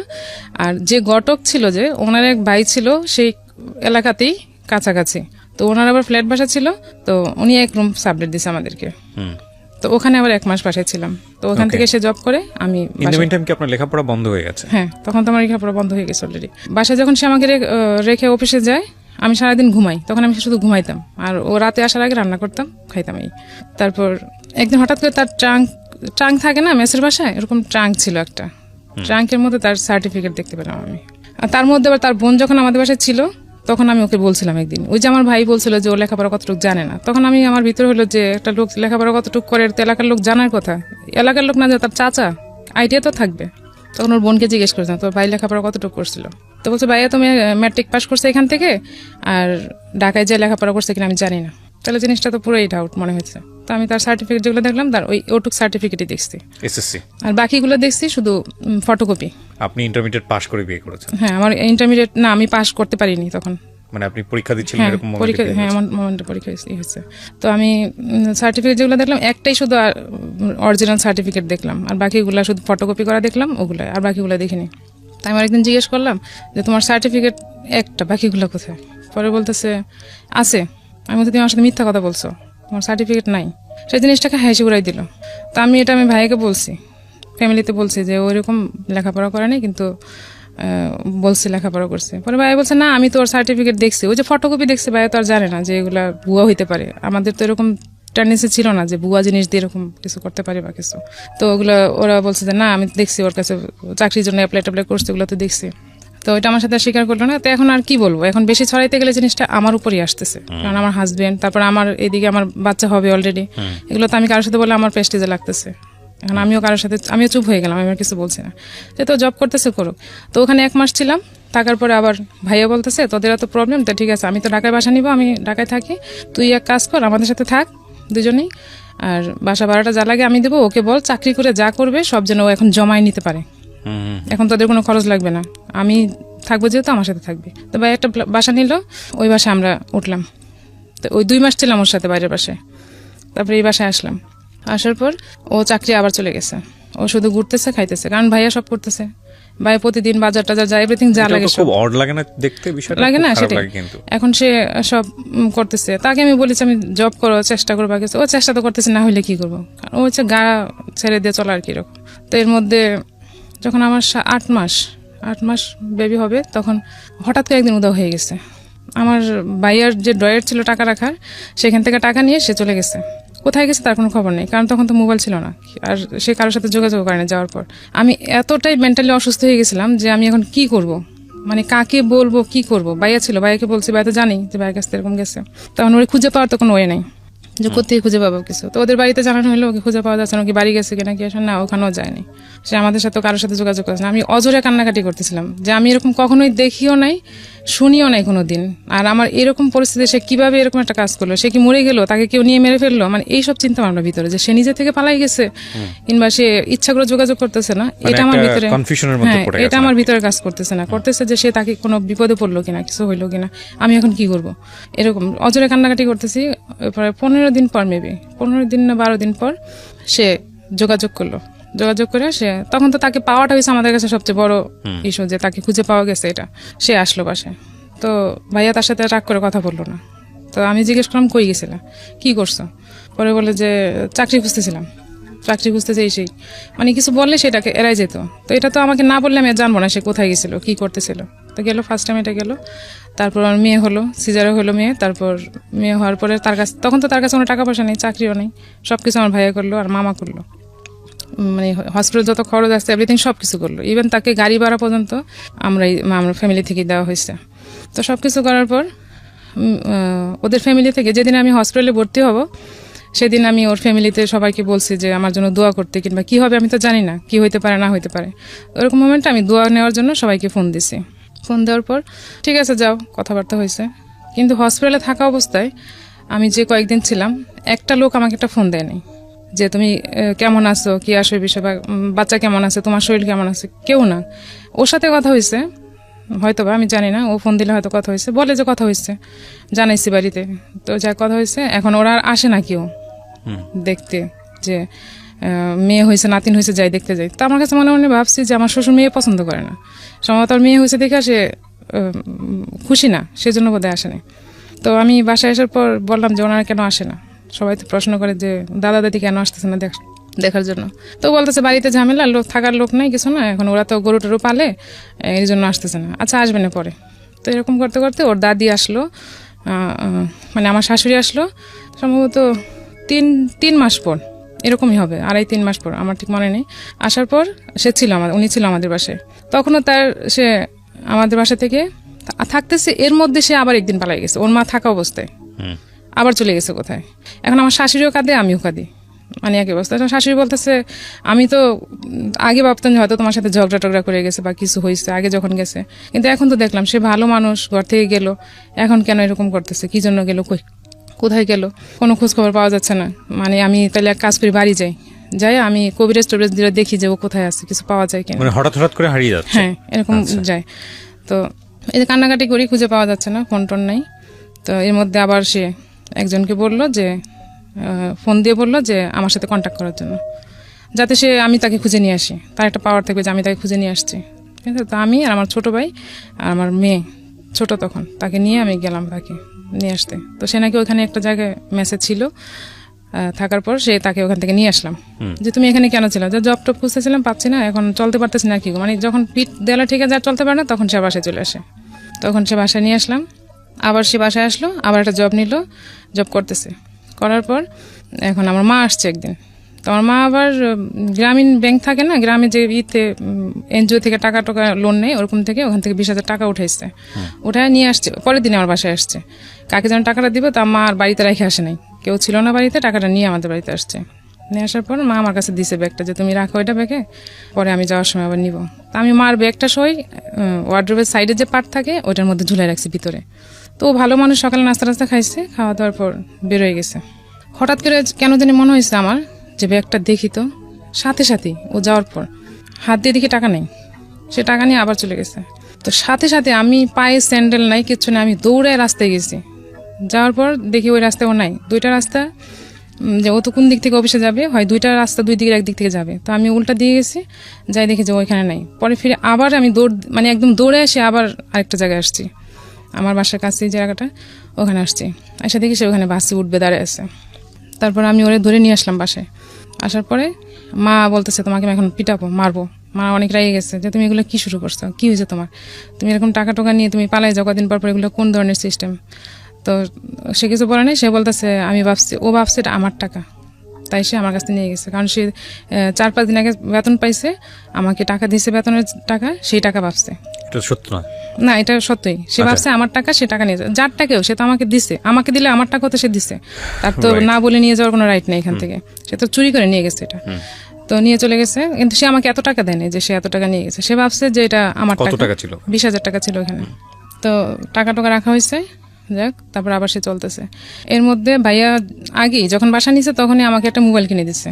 আমি লজ্জাজনক না যে শাশুড়ির ইয়ে থেকে সে টাকা চুরি করে, সেটা লজ্জাজনক, ভয়ঙ্কর লজ্জাজনক। আপনি দেখেন এখানে গল্পগুলো ভাবে বলা হচ্ছে, যে গল্পগুলো পুরো জীবনের গল্প, এখানে প্রায় এক যুগের সংসারের গল্প বা যাই বলি না কেন, এখানে খুব ছোট ছোট করে আনা হচ্ছে। এই ঘটনার প্রেক্ষাপটে একটা সংসারে কি হতে পারে, তাদের দৈনন্দিন জীবন আচরণ কি হতে পারে, এটা যারা সংসার করেছে সহজেই অনুমেয়, তো চিন্তা করার বিষয়। বাট এটাও ঠিক যে মানুষটা কেন পালিয়ে যাচ্ছে বারবার, সেটাও কিন্তু আমরা জানি না, সেখানেও একটা রিজন থাকতে পারে। এই জন্য সবসময় বলি আমি যে জীবন গল্পের একটা অনেক বড় দুর্বলতা বা সীমাবদ্ধতা হচ্ছে এটা একপাক্ষিক বলা। বেশিরভাগ সময়ই যে গল্পগুলো এখানে আসে সেটা একজন মানুষের বলা। যে মানুষটা চলে আসে ওই গল্প বলার প্রেক্ষাপটে, ওই মানুষটার যদি বক্তব্য সমানভাবে নেওয়া যায়, তাহলে হয়তো এই বক্তব্যগুলোকে নিয়ে একটা অন্যরকম চিন্তা ভাবনার সুযোগ তৈরি হবে। তো যাই হোক না কেন, একটা জিনিস কি, যে দিন শেষে গল্প বলার শেষে যে রেজাল্টটা দাঁড়ায়, সেই রেজাল্টটা আমাদেরকে অনেক বড় একটা শিক্ষা দেয় সুন্দর একটা জীবনযাপনের জন্য আমরা কি পথ বেছে নিতে পারি সেই জায়গাটাতে। জি বলেন। তারপর তো এরকম 3বার যাওয়া হয়ে গেছে অলরেডি। জি। তো যাওয়ার পর যখন সে লাস্ট টাইম আসলো, তাকে আমি বারবার প্রশ্ন করতাম যে তুমি কোথায় যাও, কি জন্য যাও। তো সে বলে যে আমি নিজেও জানি না কেন যাই, কি করি, কোথায় যায়, সে আমাকে এক্স্যাক্টলি বলে না সে আসলে কোথায় যায়, কি করে। তো এর মধ্যে যখন বাসায় আসলো, তখন বাই দ্য ওয়ে একদিন কথায় বেরোলো যে ওই যে মেয়ে মহিলা যে আমাকে দেখতে আসছিল মেসে, বউ, যখন আমি ফার্স্ট টাইম গেছিলাম, আর চিঠি, সেই চিঠি ওই মহিলার, তার সাথে নাম কি পারুল ছিল? হ্যাঁ, ওই মহিলার নাম ছিল পারুল। ওনার তখন 2টা বেবি, ওনার হাজবেন্ড মারা গেছে, উনি একটা পরিচালকের ওয়াইফ, হ্যাঁ, ওনাকে মেরে ফেলা হয়েছে। তো ওর সাথে ওর ফিজিক্যাল রিলেশন ছিল, পরকীয়া ছিল ওর সাথে।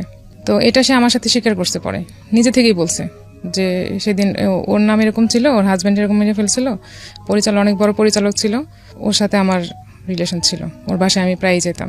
তো এখন বলে আমি শুনে তার কিছু করতে পারছি না, বাট আমি শুনলাম। যেতাম মানে এটা কি বিয়ের আগের ঘটনা বলছে? হ্যাঁ, বিয়ের আগে তার সাথে সম্পর্ক ছিল। এখন বিয়ের পরেও সম্ভবত ছিল, কিন্তু আমি তার জানি না, এটা তো আমাকে পরে বলছে, সেটা নিয়ে বলার দরকার নেই, আমি তো জানি না। হ্যাঁ, তবে পরে ছিল, যখন আমার মেয়েটা হয় তখন সে নাকি তার বাসায় গেছিল, আমাকে বলছে পরে। তো এর মধ্যে তো 3-4বার যাওয়া হয়ে গেছে। তো যাওয়া বাসায় যে একটা ফোন ছিল আমার, যে ফোনটা আমার ভাই আমাকে কিনে দিয়েছিল বাসায় ইউজ করার জন্য, সেই ফোনটা ওই চালাইতো বেশিরভাগ সময়। তো সে ফোন দিয়ে একটা বিজ্ঞাপন দিছে। বিজ্ঞাপন বলতে একটা ফোন আসছে হঠাৎ করে একদিন, মানে আমার পুরো স্টোরিটা আপনি আমাকে জানেন যে ঘটনাটা কি হয়েছে। হ্যাঁ, আমি বলি ওকে। ও আমাকে যখন বাসায় যখন এরকম ঝামেলা চলতেছিল তার সাথে, তারপর আমি ওর কাছ থেকে মোবাইলটা নিয়ে নিছি, যেহেতু এটা তো আমার ভাই আমাকে কিনে দিছে, তুমি ইউজ করার দরকার নেই, আমাকে দিয়ে দাও মোবাইল। তো সে রাগ করে আমাকে মোবাইল দিয়ে দিছে। তো সেদিন রাতে একটা ফোন আসছে একটা মহিলার। ফোনের পাশে মহিলা আমাকে বলতেছে আপনি কে? আপনি কে? পরে বলছে যে মোবাইলটা যার, আমি তাকে চাই। এই মহিলা আমাকে বলতেছে, আমি বলছি মোবাইলটা আমার। বলছে না, এই মোবাইলটা আপনার না, আমি তো অন্যজনের সাথে কথা বলছি মোবাইল দিয়ে। হ্যাঁ, তো ওর নাম বলতেছে। পরে আমি বলতেছি হ্যাঁ, ওনার সাথে আপনার কিসের রিলেশন? পরে বলতেছে আপনি ওনাকে জিজ্ঞেস করেন। বলছে ওনাকে জিজ্ঞেস করবো না, আপনি আমাকে বলেন। পরে বলতেছে ওনাকে ফোন দেন। পরে আমি বলছেন ওনাকে দেওয়া যাবে না, আপনি আমাকে বলেন, আমি ওনার ওয়াইফ। পরে বলতেছে আপনি ওয়াইফ মানে? উনি তো কয়েকদিন আগে আমাকে পেপারে বিজ্ঞাপন দিচ্ছে পাত্রী চাই বলে। তাহলে আপনার ওয়াইফ থাকলে উনি কেন এরকম বিজ্ঞাপন দিল, আপনার হাজব্যান্ড কীরকম? পরে আমি বলছি আমি তো এই ব্যাপারে জানি না যে ও কেন দিচ্ছে বা কী আসে বিষয়, আপনি কি ওনার সাথে কথা বলেন? তো হ্যাঁ, উনি তো আমাকে বলছে উনি বিয়ে করবে। তো আমি বলছি আচ্ছা ঠিক আছে, আমি তো জানি না, তো আমি যখন ফোন দিবে তখন আপনি আমাকে কথাগুলো বলবেন। আচ্ছা ঠিক আছে, আপনি কিভাবে এই লোকের সাথে সংসার করতেছেন যে এই লোক আপনার সাথে এত বড় প্রতারণা করতেছে? তো আমি এটা নিয়ে বাসায় একটু ঝগড়াঝাটি করছি। ঝগড়া বলতে আমি ওরা জিজ্ঞেস করছি যে কে, তো বলে যে না তুমি ভুল শুনছো, অন্য কিছু বা কিছু, আমি এরকম কিছু বলিনি, ভুল হয়তো হয়েছে। তো আমি মহিলাকে ফোন দেই, তো মহিলার ফোন টোন ধরেনি, সম্ভবত এর মধ্যে কথা হয়ে গেছে মহিলার সাথে যে তুমি আর ফোন দিও না। ও বলছে যে আমার ভাবি, ওটা ও বলছে মহিলাকে যে আমার ভাবি ফোন দিয়েছে তোমার সাথে দুষ্টামি করে, এরকম বলছে। আচ্ছা আচ্ছা। তো মহিলা বিশ্বাস করছে, ঠিক আছে ভাবি মনে ফাজলামি করছে বা কিছু। তো এই ব্যাপারটা আমি আর পরে কিছু জানতে পারিনি। তো আমিও যখন ভালো করে দোষে তখন বলছে যে না আমি এমনি দুষ্টামি করছি, আসলে সেরকম কিছুই না। তো আমি ফোনটা তো তখন টোটালি নিয়ে নিছি ওর কাছ থেকে। নিয়ে আনার পরে আমি আর তার কোনো কিছু এর মধ্যে জানতে পারলাম না। তো এর মধ্যে সে আরও কয়েকবার এরকম গেছে। তো যাওয়ার পরে এখন কি করব কিছুই বুঝতে পারতেছি না যে আমি এখন কি করা উচিত। না কিন্তু তখন তো আপনার সন্দেহ তীব্র হওয়ার কথা যে হ্যাঁ সন্দেহ তো হয়েছে, পুরা কেস আপনি জেনে গেছেন, এর আগে একটা স্টোরি ছিল, এর মধ্যে পাত্রীচাই নামে একটা ঘটনা ঘটলো। এখন তো এরপরে যখন এই ধরনের হঠাৎ করে উধাও হয়ে যেত, নিশ্চয়ই বাড়ি ফেরার পরে খুব শান্ত পরিবেশ থাকতো না? হ্যাঁ না থাকতো না। ঝগড়াঝাটি করতেন? হ্যাঁ ঝগড়াঝাটি বলতে ওরকম কি তাকে আমি জিজ্ঞেস করতাম, কথা বলতাম না, কিংবা তার সাথে আমি মারামারি তর করতে যাইতাম না, জাস্ট আমি জিজ্ঞেস করতাম যে কেন তুমি আমার সাথে। তার সাথে আমার বিহেভটাও তো ভালো ছিল না তখন, আর তার প্রতি আমার রেসপেক্ট একদমই উঠে গেছে তখন, যে সে কন্টিনিউ আমার সাথে এরকম করতেছে। আর আমি বারবার সে এসে মাপ চাচ্ছে যে না আমি নেক্সট টাইম আর করবো না, এইবারই শেষ, আর করবো না, যা হয়ে গেছে মাফ করে দাও, এরকম বলতো। তো আমিও সরমনে মাফ করে দিতাম যে না আর বোধহয় এরকম করবে না। এরকম করতে করতে 12 বার হয়ে গেছে অলরেডি 8 বছরের মধ্যে। তাকে আমি খুঁজে পাইতাম না। তো এর মধ্যে বড় ভাই বিয়ে করে ফেলছে, আলাদা বাসা নিয়ে চলে গেছে, আমিও আলাদা বাসা নিচ্ছি আলাদা করে। তখন সে 2006 খুব ভালো একটা জব হয়েছে, গুলশানি অফিস ছিল, ওখানে জব করতেছে, অবস্থা ভালো, স্যালারি ছিল, সবকিছু ভালো ছিল। তখন এর মধ্যে আবার আরেকটা মেয়ের সাথে এইভাবেই পাত্রী চাই বলেই আরেকটা মেয়ের সাথে রিলেশন হয়ে গেছে অলরেডি। এটা আমার কান পর্যন্ত আসেনি যে ওটার সাথে সে কন্টিনিউ করতেছে। তো একদিন শবে বরাতের পরের দিন সকালবেলা আমাকে বলতেছে আমি একটু বাইরে দাওয়াত আছে আজকে এক জায়গায়। তো খুব বোরে, শবে বরাতে সবাই তো রেস্টে থাকে, অফিস সবকিছু বন্ধ, আর সবাই তো নামাজের পরের দিন ঘুমায়, তোমাকে এত সকালে কে দাওয়াত দিল? পরে বলতেছে তোমার সন্দেহ হইলে তুমি মেয়েকে বলতেছে, আমার মেয়েকে ওকে সাথে দাও, আমি ওকে সাথে করে নিয়ে যাচ্ছি। পরে আমি বলছি না ও যাবে না। বলছে তাহলে দাও, আমি নারায়ণগঞ্জ থেকে ঘুরে আসি, মানে আমাদের বাড়িতে যাবে, ওকে নিয়ে ওইখান থেকে ঘুরে আসি। পরে আমি বলছি না তোমার এত সকালে কই যাবে, আমাকে বলতে হবে কার বাসায় যাবে তুমি, কে তোমার দাওয়াত দিছে? তো সে আমাকে বলতেছে না এটা না কেউ দাওয়াত দিছিল, যাবো না তুমি দাও। তো এর মধ্যে সে শাওয়ারে গেছে, যাওয়ার পর আমি ওর ফোন আসছে একটা, ফোন আসার পরে আমি ফোনটা রিসিভ করে কথা বলিনি, চুপ করে আসছি। চুপ করে আসার পর দেখে একটা মেয়ে কথা বলতেছে, হ্যালো তুমি কখন বেরোবা, এরকম বলতেছিল। তখন তো আমার সন্দেহ আরো বেড়ে গেছে যে মেয়ে মানুষ সাথে সকালে ফোন দিয়ে ওকে যেহেতু বলছে, তাহলে তো অবশ্যই সে কোথাও ডেটিং এ যাবে, আমি সন্দেহ করবো দেখে মেয়েকে সাথে নিতে চাইছে। তো আমি আর দেইনি ওকে। তো আমি এটা নিয়ে ভালো করে ধরছি যে আমি এখন ফোন দিব, তুমি কথা বলবা, কি বলে আমি শুনবো, তাইলে বুঝতে পারবো যে তুমি আসলে কিছু করতেছো না। তখন যখন ফোন দিছে তখন মেয়েটা ওরে বলতেছিল যে আমি তো বের হয়েছি, তুমি কখন বেরোবা, কখন আসবে মিট করতে। কারণ সে তো বাধ্য হয়েছে আমার কথা শুনে যে কি হতে পারে এরপরে বাসার মধ্যে, চিন্তা করে দেখেন। তখন তো আমার বাসায় মোটামুটি ঝগড়া চলতেছে, আমি বাসা থেকে বের হয়ে গেছি। আমি জীবনে কোনোদিন এত কাহিনী হয়েছে আমি বাসা থেকে কখনো বের হইনি। কারণ সে আমাকে বলছিল প্রথম দিন বলতে মানে বিয়ের পর সে আমাকে বলছিল যে বিয়ের আগে কি হয়েছে না হয়েছে আমি কিছু জানতে চাইবো না কোনোদিন, কিন্তু বিয়ের পরে যেন কেমন কিছু না থাকে, আর ঝগড়া করে কখনো বাসা থেকে বের হতে পারবে না। তা আমার ফ্যামিলি তো কখনো আমাকে সাপোর্ট দিবে না যে ঝগড়া করে বাসা থেকে বের হয়ে যাবো, আমার ফ্যামিলি আমাকে সাপোর্ট দিবে না কখনোই, এটা আমি জানি। তো আমি সেদিন মিরপুর ছিলাম তখন বাসা, ওখান থেকে আমার মামি আছে একটা ওখানে থাকে, ওনার বাসায় চলে গেছিলাম রাগ করে, মেয়েকে রেখে চলে গেছিলাম। তো সে আর সারাদিন আমাকে ফোন দেয় নাই, ইভেন সে আমাকে খোঁজ নিতেও যায় না যে আমি আসলে কোথায় গেলাম, একটা ফোনও আসে না। সারাদিন অপেক্ষা করার পর আমি মামাতে বোনকে বললাম তুই একটু ফোন দিয়ে জিজ্ঞেস কর যে আপু কোথায় আসছে। তো সে বুঝে গেছে যে আমি ওখানেই আছি। তো সে উল্টা ওকে বলে দিচ্ছে যে আমি এখন মেয়েকে নিয়ে জিনাইদে চলে যাব, ওরে ওখানে রেখে এসে আমি যা করার করবো। মানে সে আমাকে ভয় দেখাচ্ছে মেয়ে, মানে এটা আমার দুর্বল পয়েন্ট, সে খুব ভালো করে জানে। তো সে মেয়েকে দূরে নিয়ে চলে যাবে, তাহলে তো আমার সাথে দেখা হবে না, কারণ মেয়েকে ছাড়া থাকতে হবে। তো আমি আবার রাতে একাই চলে আসছি বাসায়, এসে আমি আর ওর সাথে কথাটা বলিনি, ওরকমই চলতেছে, শান্ত পরিবেশ, ওর সাথে কোনো ওরকমই হইতেছে না। তারপর আমি ওই মেয়েটার নাম্বারটা নিলাম, নেওয়ার পর আমি একজনকে লাগাইলাম যে মেয়েটা কে, তাকে বের করতে। তো মেয়েটাকে সে এরকম কথাবার্তা বলে মেয়েটার ডিটেলস বের করছে। বের করার পর সে একদিন ওই মেয়ের সাথে দেখা করতে যাবে, মানে আমার হাজবেন্ড দেখা করতে যাবে। সেদিন সেও বলছে, ওই মেয়েটাও বলছে যে ও কার সাথে দেখা করতে যাবে, কখন দেখা করতে যাবে। তো সেই অনুযায়ী আমিও গেছি, সে মৌচাকে আসবে দেখা করতে মেয়েটা। আমিও গেছি, তো যে লোকটাকে আমি লাগাইছি সেও আমাকে লোকেশন দিছে, সে অমুক জায়গায় ওরা বসছে, আপনি যান। তো আমি যখন মেয়ে ছোট, মেয়েকে নিয়ে গেছি, তো আমি আবার মৌচাকে ড্রেস বানাতাম তখন, তো ওখানে গেছি। যাওয়ার পরে এখন ও আমাকে দেখে ফেলছে দূরে থেকে, আমি ওকে দেখার আগে ও আমাকে দেখে ফেলছে। আমাকে দেখে সাথে সাথে ওরা দুজনে দুই ভাগ হয়ে গেছে, ভাগ হয়ে পরে চলে আসছে। তো আমি দেখি নাই, কিন্তু আমি যাকে লাগাইছিলাম ওদের বের করার জন্য, সে আমাকে বলছে ও তো ওই ব্যাংকের গলিতে ছিল, আপনি দেখেন নাই কেন? পরে যাই হোক, আমি আন্দাজে ওকে বলছি এসে যে তুমি ওখানে কি করতে গেছো, কি জন্য গেছো, তুমি তো ওখানে যাওয়ার কথা ছিল না, তুমি কার সাথে ছিলা? ওই মেয়েটার নাম। মেয়ের বয়স কত তখন? তখন সে ছোট, তখন তার বয়স হবে 3 বছর হবে। তখন আপনার সংসারের বয়স সর্ব সকলে 3.5 থেকে 4 বছর। হ্যাঁ, 4 বছরে তো যতগুলো আপনি এভিডেন্স পেয়েছেন, মানে আপনার কথা যদি সত্য হয়ে থাকে, তাহলে এই 4 বছরই তো আপনার সিদ্ধান্ত নিয়ে ফেলার কথা যে ওই যে আমি কি করব, আমার মেয়েটা বাবা ছাড়া হবে, এই জিনিসটা আমার মেয়েটার, এটা আমার বেশি ভিতরে কাজ করছে। আজকে যে গল্পটা এখানে প্রচার করছি, এটা শুধু একজনের স্টোরি না, এটা অনেক কমন একটা স্টোরি, অনেক কমন একটা স্টোরি। আমরা আমাদের সন্তানদের জন্য কত বড় স্যাক্রিফাইস করি সেটার একটা স্টোরি। বাট প্রশ্ন হচ্ছে যে এই স্যাক্রিফাইসের রেজাল্টটা কি দাঁড়ায়, এবং বিশেষ করে সন্তানদের কথা ভেবে আমি সবসময় আপনাদেরকে যে কথাটা বলি, রেডিওতে যারা শুনছেন, একই সাথে যারা ইউটিউবে দেখছেন, যে যখন সন্তান দুনিয়াতে চলে আসে তখন আসলে আর নিজের ব্যক্তিগত চিন্তা ভাবনা করার সুযোগটা সেকেন্ডারি হয়ে যায়, নট সেটা ম্যান্ডেটরি। বিকজ আপনি একটা মানুষকে পৃথিবীতে নিয়ে এসছেন with the name of almighty Allah. তো সেই মানুষটাকে আপনি, সে তো আপনার আদ্যপান্ত জেনে আসেনি, হ্যাঁ, তাকে আপনি নিয়ে আসার প্রসিডিউর মেনটেন করেছেন বলেই সে দুনিয়াতে এসছে। তার লাইফের রেসপন্সিবিলিটি কিন্তু আপনার, এবং আপনি কতটা ভালো থাকলেন, কতটা মন্দ থাকলেন, সেটা আসলে তার লাইফের ওপরে যেন কোনোভাবে ইফেক্ট না করে। সো ওই জায়গাটা থেকে বাবা মারা অনেক বড় স্যাক্রিফাইস করেন, অনেক বড় স্যাক্রিফাইস করেন। মূল কথা হচ্ছে যে স্যাক্রিফাইসেরও তো একটা এন্ডিং পয়েন্ট আছে, যে এর বেশি আর করা যায় না। তো যখন একটা মানুষ বুঝেই যায় যে একটা মানুষের সঙ্গে সারা জীবন থাকা মানে হচ্ছে সেটা সন্তানেরও ক্ষতি, কিংবা আমার তো ক্ষতি পরেই অবশ্যই আছে, তাহলে সেটা কত লেভেল পর্যন্ত স্যাক্রিফাইস হতে পারে, সেটা একটা বড় প্রশ্ন। আজকের এই জীবন গল্পের ডাইমেনশনটা হচ্ছে এই জায়গাটাতে, যে কারণেই আপনাকে আমি প্রশ্নটা করছিলাম। বলুন, তারপর কি হলো? তারপর আমার চিন্তা এটাই ছিল যে আমার মেয়ে, ও যখন বাড়ি থেকে আসতো, পায়ের শব্দ যখন পেত, সে দৌড়ে বুঝতে পারতো যে সে বাবা। খুব স্বাভাবিক, বাবা তো বাবা। সে অনেক দূর থেকে এটা বুঝতে পারতো, বলে যখন বুঝতে পারতো তখন সে দৌড়ে বাবা বলে চিল্লে বাড়ি যেত। আর এই জিনিসটা আমার সবসময় ভিতরে কাজ করতো যে ও কাকে বাবা ডাকবে, এই জিনিসটা আমি মানতে পারতাম না। যখনই কোনো ডিসিশন নিতে চিন্তা করতাম, তখনই ভাবতাম যে আমার মেয়েটা তো বাবা ছাড়া হবে, সে তো বাবা ডাকতে পারবে না। এইটা ফ্যামিলির সন্তানরা আসলে জানে যে এটা আসলে কতটা পেইনফুল। বাবা মায়ের মধ্যে সম্পর্ক যেটাই থাকুক না কেন, এটা তো আসলে তাদের জানার কথা না, কিন্তু বড় হয়ে ওঠার জায়গাটাতে আসলে বাবা এবং মা দুজনের খুবই প্রয়োজন একটা সন্তানের, এবং সেটা যারা বড় হয়েছে তারা আসলে ফিল করে যে এটা আসলে বাবার কোনো সাইডের কারণে যদি বাবা দূরে থাকে, কিংবা মার কোনো সাইডের জন্য যদি মা দূরে থাকে, সেটা সেই জায়গা থেকে তাদের প্রবলেম। কিন্তু কাঠামোগত দিক থেকে তো একজন বাবাকে প্রয়োজন হয় নিজের জীবনে, মাকে প্রয়োজন হয়। ছোটবেলাটা বলি, বড়বেলাটা বলি, যেটাই বলি না কেন, সেই জায়গায় যে মিসিং, প্রতিনিয়ত যে মিসিং। কোনো সন্তানের হয়তো বাবার প্রতি ভয়ঙ্কর ক্ষোভ থাকতে পারে, কোনো সন্তানের হয়তো মায়ের প্রতি ভয়ঙ্কর রকমের ক্ষোভ থাকতে পারে, কিন্তু ওই জায়গাটা তো ব্ল্যাঙ্ক। ওই ব্ল্যাঙ্ক জায়গাটা যে কত কষ্টকর, এটা যে বড় হয়েছে সেই হয়তো বা জানে।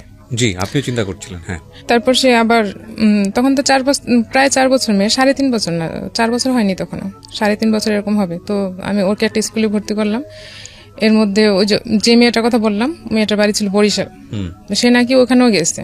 তার মানে যে যখন পালাইয়া যাইতো, এটা আপনি কিভাবে ফাইন্ড আউট করলেন? সেই বলতো। আচ্ছা, পরবর্তীতে যখন সম্পর্কটা ইজি হতো, শুনলাম যে ওর সাথে এরকম রিলেশন ছিল, সে প্রায় ওখানে গেছে। তার মানে যখন সে পালায় যাইতো, সম্ভবত ও বাইরে যেয়ে ওরকম থাকতো আর কি।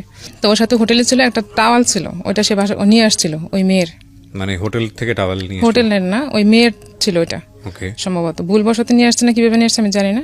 তো একদিন যখন এটা নিয়ে প্রসঙ্গে কথা হচ্ছিল, তখন সে বললো যে এটা ওই মেয়ের। তো তোমার কাছে আসলো কি করে? তখন বললো যে এরকম সে হোটেলে ছিল ওর সাথে।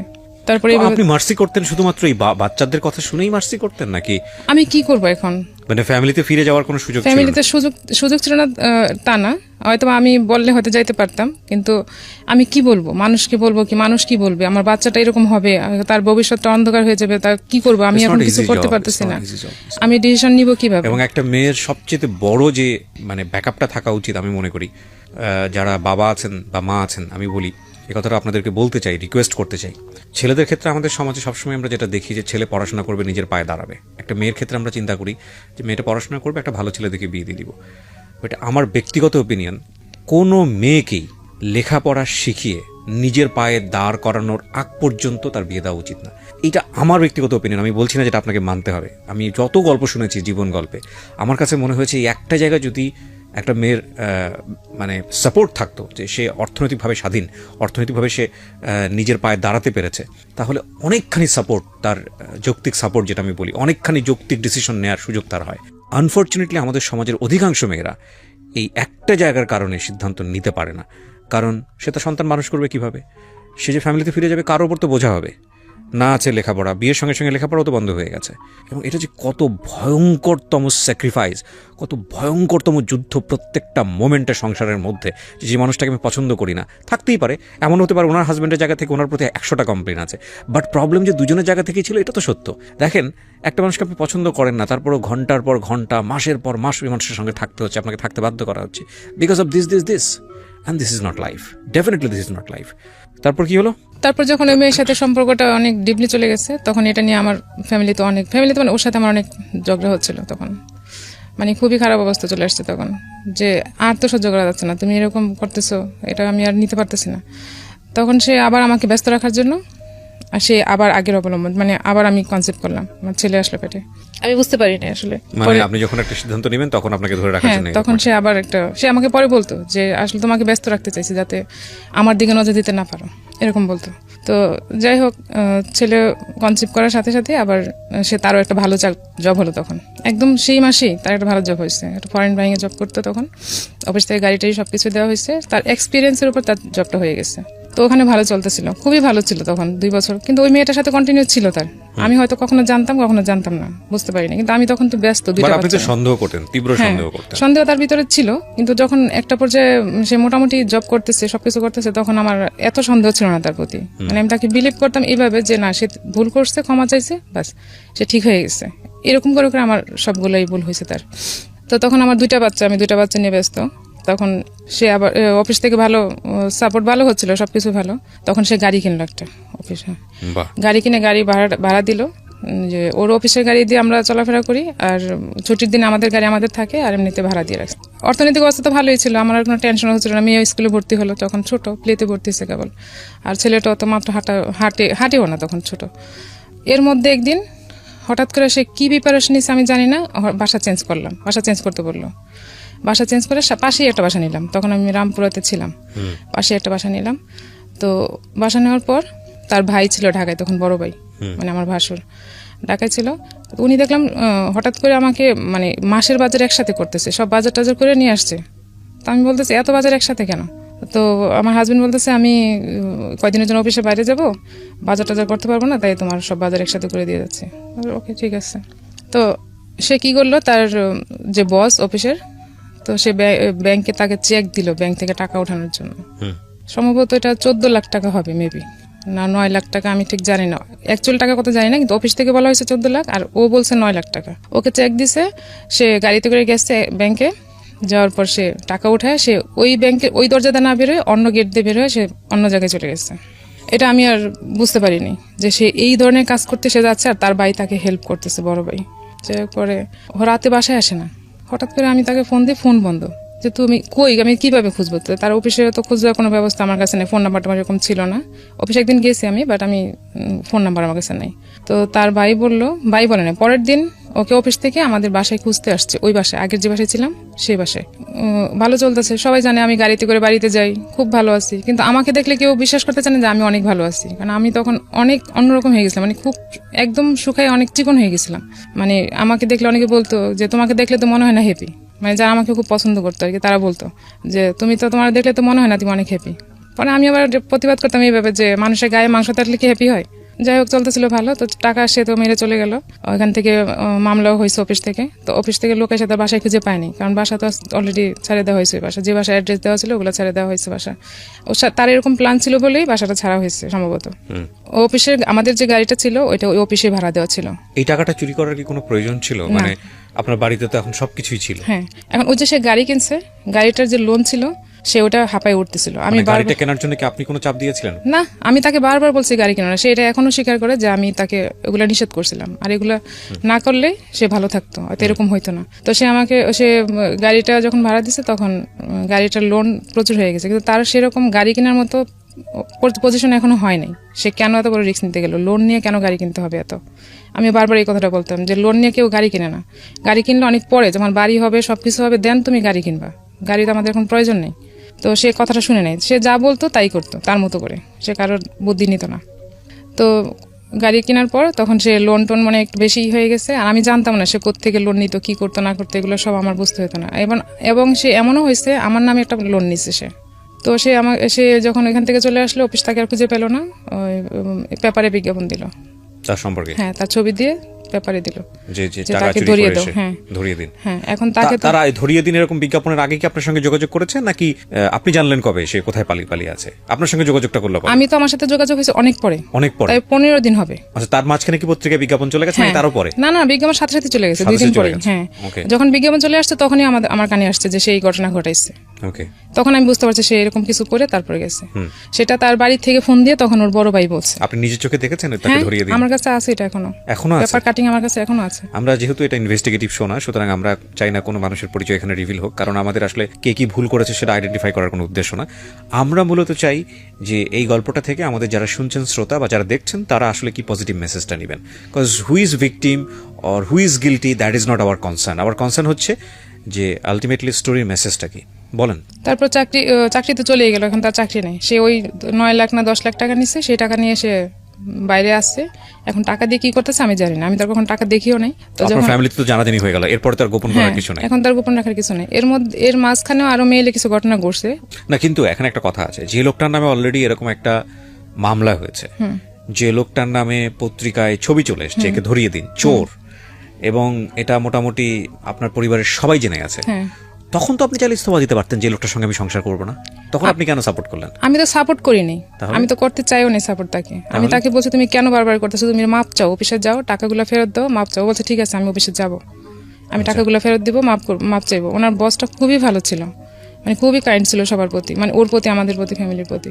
তো সে বলছে আমাকে, কথা দিচ্ছে যে সে না, আমি টাকা ফেরত দিয়ে মাপ চাইবো, চাকরিটা ফেরত নিবো, কারণ এত ভালো চাকরি সে আর পাবে না। আমি বারবার বলতেছি আমি এত ভালো চাকরি পাবা না, তুমি যে মাপ চাও, টাকাগুলো ফেরত দিয়ে দেখবো তোমার আর কিছুই বলবে না, সবকিছু ঠিক হয়ে যাবে। ঠিক আছে আমি যাবো, তুমি বাসা নিয়ে চলে আসো এখানে। আর আমার যে বিজ্ঞাপনের ব্যাপারটা, ওইটা এখনো পর্যন্ত আমাদের বাড়িতে যায়নি। আচ্ছা, হ্যাঁ, আমি কারোর সাথে বলিও নাই, বলতে চাই না এই জন্য যে এটা অনেক বড় একটা ইস্যু হয়ে যাবে, অনেক বড়। কিন্তু আমি চাই না এই জন্য যে এটা, ওই যে বললাম প্রেস্টিজ লাগবে, গ্রামে সবাই বলা বলি করবে, আমার ছেলে মেয়ে হয়ে গেছে, এখন আমাকে আলাদা থাকতে হলে আমাকে সেরকম একটা জায়গা, শক্ত জায়গা লাগবে, তাছাড়া তো হচ্ছে না। আর আমি গ্রামে হয়তো গেলে হয়তো আমার ফ্যামিলিতে আমি বার্ডেন হব, কিন্তু আসলে ইন ফিউচারে কি হবে আমি জানি না। 2টা বাচ্চা সহ একটা মেয়েকে পালা অনেক tough, it's not easy job. তো আমি আর বললাম না কারোর সাথে, তো বাসা নিয়ে গেলাম মিরপুরে। বাসা নিয়ে যাওয়ার পরে সে টাকা দিয়ে কি করলো, সে টাকা দিয়ে ওই শেয়ার মার্কেটে সে ইনভেস্ট করলো। টাকা রিটার্ন দিল না, দিচ্ছে না। তো তখন আবার আমার ছেলেটা প্রায় অসুস্থ থাকতো, তো সে টাকা নষ্ট করে দিচ্ছে, আমি দেখতেছি। তখন আমি বললাম তুমি টাকাগুলো ফেরত দাও, ফেরত দিয়ে তুমি জব টব খুঁজো। বলে যে না, তখন শেয়ার মার্কেটও খুব ভালো ছিল, সে ধুমসে বিজনেস করতেছে এবং দরাও খাচ্ছে টাকা দিয়ে। তো আমি একদিন হঠাৎ করে বললাম যে ছেলেটা তো এরকম অসুস্থ থাকে, তুমি এক কাজ করো, অন্তত 50,000 টাকা তুমি কোথাও রাখো, যাতে অ্যাক্সিডেন্টলি একটা কাজে লাগতে পারে। কারণ আমার কাছে কোনো টাকা নেই যে আমি কিভাবে আমার বাচ্চার চিকিৎসা করবো, সে আবার কখন হারাই যাবে তার তো কোনো ঠিক নেই। এই চিন্তা করে আমি তাকে এটা বলছি। সে আমাকে উত্তর দিল, আমার টাকা তোমার অ্যাকাউন্টে কেন রাখবো? আমি তো বেশি চাইনি, আমি 50,000 টাকা চাইছি, শুধু বলছি এটা ছেলের জন্য। এটা উত্তর ধরে আমি আমার অ্যান্সার পেয়ে গেছি, আমি আর কিছু বলিনি। দেন সে হঠাৎ করে আবার উদো। তারপর আমি বলছি আমি আইনি ব্যবস্থা নিব, আমি আর বসে থাকবো না। ওর ভাইকে ডাকালো আমার মা, আমি বলছি আপনি বলবেন যে আমার মেয়ে কোথায় চলে গেছে, খবর নেই, তোমাদের ছেলে মেয়ে তোমরা নিয়ে যাও। তো ওর ভাই তখন ঢাকায় ছিল, বড় ভাই। তো বাসায় নিয়ে এসেছে ফোন দিয়ে, আমি পাশের ফ্ল্যাটে ছিলাম। আমি বলছি যে বলবেন যে আমি নাই, আর ওদেরকে নিয়ে যেতে বলবেন, দেখি কি করে, ওরা কি বলে। ওরা যেহেতু কোনো স্টেপ নিতেছে না, তাহলে আমাকে নিতে হবে এখন। তো আমার মা বললো যে নিয়ে যাও, তোমাদের ভাস্তা তোমরা নিয়ে যাও, আমার মেয়ের ব্যবস্থা আমি করবো। পরে ও উত্তর দিল কি যে আমি কোথায় নিয়ে যাবো, আপনি নিয়ে যান। আমার ভাসুর আমার মাকে বললো যে আমি কোথায় নিয়ে যাবো, ওদের সাথে। ভাসুরের জায়গা থেকে হয়তো ঠিকই আছে কথাটা, বাট এটা খুব কষ্টকর না 2টা বাচ্চার জন্য? ওরা কি বুঝতে পারতেছিল আপনাদের মধ্যে এই ঝামেলাগুলো হচ্ছে? তখন তো মেয়ে ছোট, বললাম না 4.5 বছর হবে বাচ্চাটা, ছেলেটা তো তখন কোলে বোধহয়। হ্যাঁ ছোট 2 বছর, মানে তখন সে হাঁটা শিখে নেই তখনও এরকম। তো সে এরকম বলছে, বলার পরে ওনার কোনো স্টেপ নিবে না। ওদের সাথে ঠিকই যোগাযোগ করতো, ওর ফ্যামিলির সাথে ও ঠিকই যোগাযোগ করতো, হয়তো বা অন্য নাম্বার থেকে বা দূর কোথাও থেকে যোগাযোগ করতো, কিন্তু আমার সাথে যোগাযোগ করতো, বাসায় যোগাযোগ করতো না। তো আমি এরকম বলার পরে সে আসবে না, সে কোথায় আছে তার তো কোনো খুঁজে পাচ্ছি না। সে একবার পরে ফোন দিছে, ফোন দেওয়ার পরে বললো যে আমি খুলনায় আছি, অমুক হোটেলে আছি। তো আমার পাশের ফ্ল্যাটে যে ভাইয়া ছিল, ওনার ফ্যামিলি ছিল, উনি আমাকে বললো যে আপনি আমাকে ফোন নাম্বারটা দেন আর হোটেলের অ্যাড্রেসটা বলে, যেটা বলছে আমাকে বলেন, আমি খুঁজে দেখি ওখানে আসছি কিনা। তো উনি দেখলো যে ওখানে নাই, সে মিথ্যা কথা বলছে। তো আমি ওখানেই আছি। এর মধ্যে আমি প্ল্যান করছি আমি বাসা ছেড়ে দিব, আমি ওর কাছে আর থাকবো না, না থেকে আমি আলাদা বাসা নিয়ে আলাদা থাকবো। তো এর মধ্যে সে বাসায় যোগাযোগ করছে, করার পর বাসায় আসছে। আসার পরে আমি তাকে, বাসায় আসার পর তো ঝগড়া হবে, এটাই তো স্বাভাবিক, যে তুমি কই গেছো, কেন এরকম করলো, আবার কেন এরকম করতেছো। তো বলতেছে আমি আসলে জানি না আমি কি জন্য যাই, কোথায় ছিলাম, একবার বলে কুমিল্লা ছিলাম, একবার বলে খুলনায় ছিলাম, এরকম বলতো। তো আসার পর যখন এরকম করতেছে, তখন আমি বলছি তুমি, আমাকে মাপ চাইতেছে আমার কাছে, আবার কান্নাকাটি করতেছে, মাপ চাইতেছে, তুমি আমাকে লাস্ট বার একটা সুযোগ দাও, আমি আর এরকম করবো না। তো আমি বলছি তুমি এক কাজ করো, তুমি তওবা করো, তুমি তো ঠিক হবে না, তুমি যদি টোটালি 3 মাস যদি কন্টিনিউ ভালো থাকো, তাইলে আমি ভাববো যে তুমি সত্যি সত্যি ভালো হয়েছো, নাইলে আমি আর বিলিভ করতে পারবো না যে তুমি ভালো হয়েছো। পরে আমি পাশে একটা মসজিদ ছিল, মসজিদে হুজুরের সাথে কথা বলে আমি বলছি যে ওনাকে তওবা করাইতে হবে, উনি আর কখনো এরকম করবে না, এরকম বলছে। ও রাজি হয়েছে, ঠিক আছে আমি তওবা করবো আর করবো। তো হুজুর বললো যে এখানে তো আসলে মসজিদে এসে তো করা যাবে না, আপনার আমি বাসায় আসবো আপনার। তো সেদিন রাত্রে রান্না করছি, হুজুর আসবে বাসায়, রান্না করলাম, খাইছে, খাওয়া দাওয়ার পরে হুজুর খাওয়া দাওয়া করছে। হ্যাঁ, বাসায় আমরাই হুজুরের সামনে তওবা করার কি আছে? আমি তো জানি এরকম কোনো বিধিবিধান নাই, আপনি যেটা করছেন সেটাই। আমি তো জাস্ট ওকে বোঝানোর জন্য সে ভালো হবে, আমার নিজেকে তওবা জিনিসটা নিজেই করতে হয়, এটা আসলে হুজুরের সাথে আমার আসলে অতটা তখন আমি এত কিছু বুঝিও না, সমস্যা নেই। হ্যাঁ, অনেকেই করেন এরকম, ভুল প্র্যাকটিস করেন। তো ওটা নিজে তো সে তওবা করলে তো আমি বুঝবো না যে সে করতেছে, সে টোটালি তো সে বারবারই তো আমাকে বলতেছে যে আমি আর করবো না, আমি ভালো হয়ে গেছি।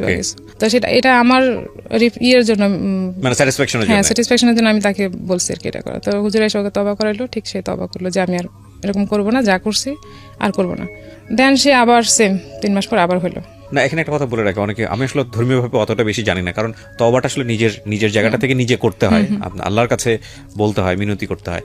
কিন্তু অনেকে তওবা পড়ান বলে একটা ব্যাপার আছে, যে তওবা পড়াও। আমি ঠিক জানি না তওবা পড়াও এটা রাইট প্র্যাকটিস না রং প্র্যাকটিস, আমার জানা নেই, আমি যে কারণেই বললাম আর কি। ওকে, যাই হোক, ওকে তওবা করাইতে হবে, আমার এটা হচ্ছে আমার থিম, যে সে যাতে করে যে কোনো ভাবেই হোক ওর ভিতরে সে এটা ভিতরে কাজ করে।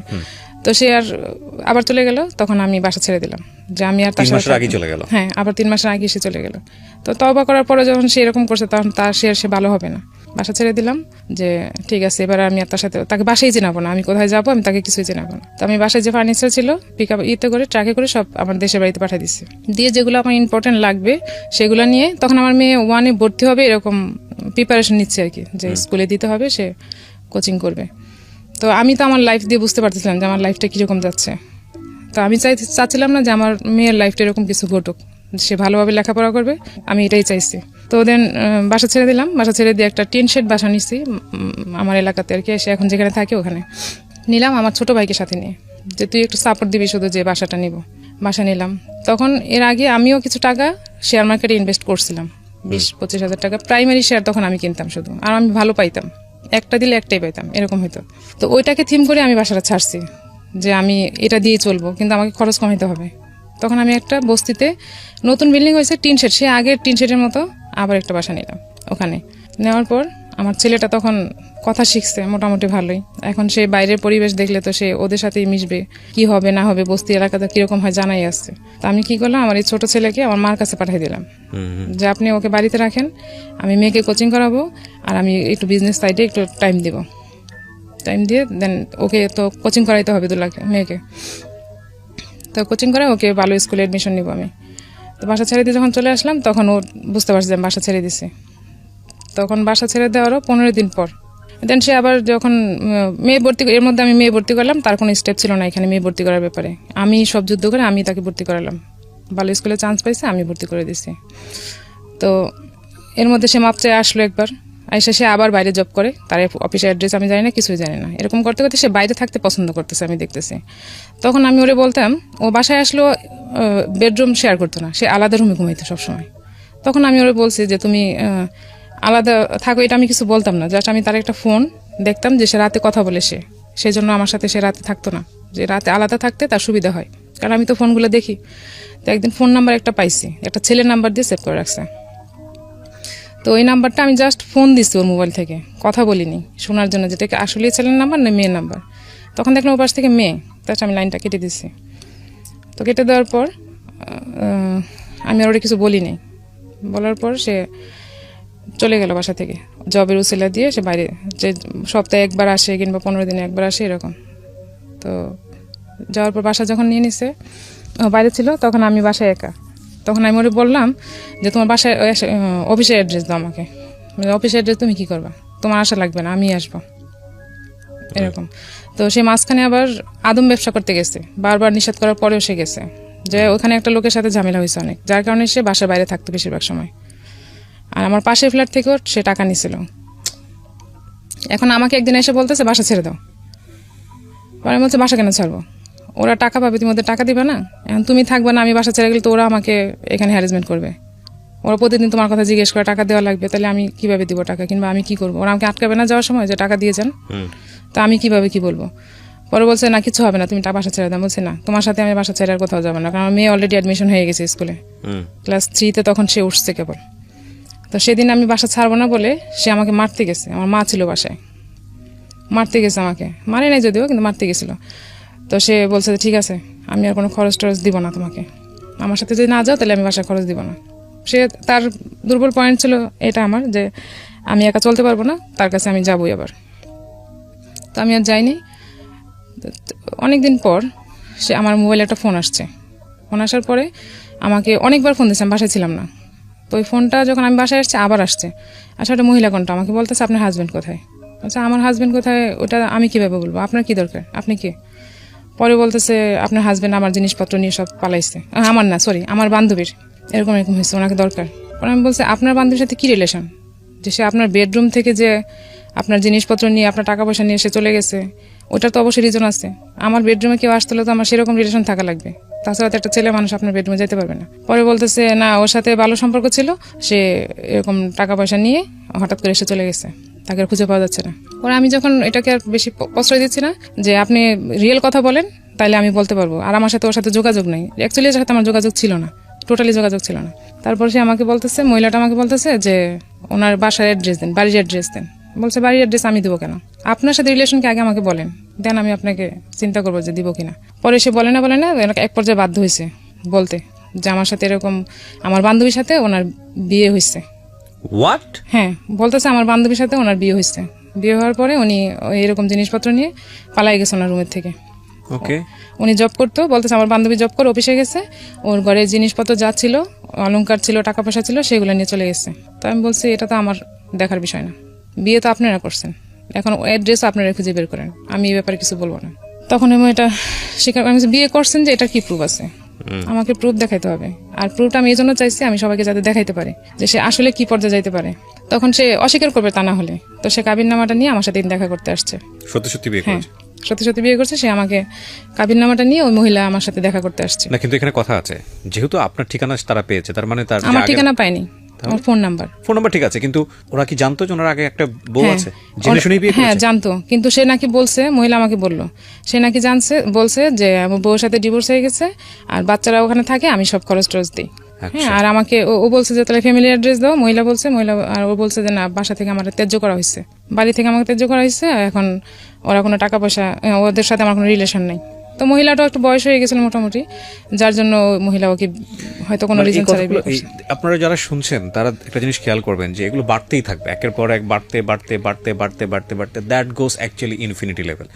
মানে আমি বলছি এই কারণেই যে আসলে where you should stop yourself, cause আপনি একটা মানুষের সাথে যদি মনে করেন যে না এর যে টেন্ডেন্সি, তাহলে একে দিয়ে আসলে ভবিষ্যতে করা সম্ভব না, ভবিষ্যতে আসলে টেনে নিয়ে যাওয়া সম্ভব না, তাহলে শুভস্য শীঘ্রম বলে একটা ব্যাপার আছে, যত দেরি করবেন তত বেশি লস।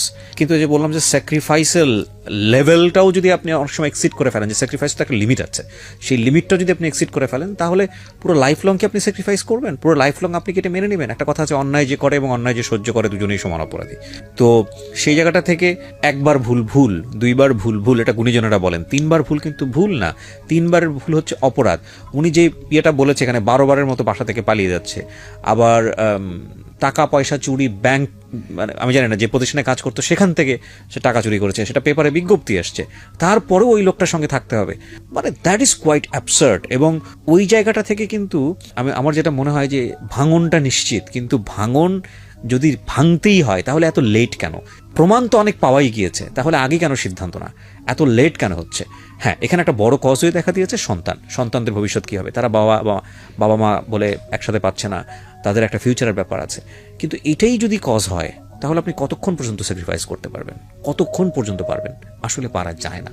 আজকের এই গল্পটা আমাদেরকে সেই জায়গাটাই নিয়ে দাঁড় করাবে। দেন ওই মহিলাটা যখন আমার সাথে যোগাযোগ করলো, আমি তাকে এরকম তো বললাম, কাগজপত্রগুলো সব নিলাম। তো সে আবার আমি তাকে বললাম যে আপনার যে জিনিসপত্র নিয়ে গেছে তার জন্য আপনাকে একটা আইনি ব্যবস্থা নিতে হবে, তা নাহলে আমি কিভাবে বুঝবো সে আপনার জিনিসপত্র নিয়ে গেছে। সেও আইনি একটা ব্যবস্থা নিল, একটা জিডি করলো থানায়। ওই জিডির কপি আমি নিছি ওর কাছ থেকে। তখন আপনার সঙ্গে কোনো যোগাযোগ নাই? না, আমার সাথে কোনো যোগাযোগ নেই। তারপর সে আমাকে কয়েকদিন পর আমাকে ফোন দিল একদিন হঠাৎ করে, রোজার ঈদের আগে, রোজার মধ্যে ঘটনা এগুলা। রোজার ঈদের আগে দিয়ে আমাকে ফোন দিয়ে আমাকে বলতে, এর মধ্যে কিন্তু সে আমাদের কোনো খরচ টরচ দিচ্ছে না, বলে গেল যে বাসায় দিবে না, আর দিচ্ছে না। তো আমাকে হঠাৎ করে বলতেছে যে বাচ্চাদের কিছু কিনে দিই, তুমি যদি কিছু মনে না করো। পরে আমি বলছি আমার বাচ্চাকে চুরির পয়সা খাবে? ওই চুরির পয়সা আমি আমার ছেলে মেয়ের পেটে ঢুকাবো না। আমি যদি সব করতে পারি, আমি কাপড় চোপড় কিনে দিতে পারবো। তখন সে চুরি মানে ও আকাশ থেকে পড়ছে যে ওই মহিলা আমার সাথে যোগাযোগ করছে, ইভেন আমি সবকিছু জেনে গেছি।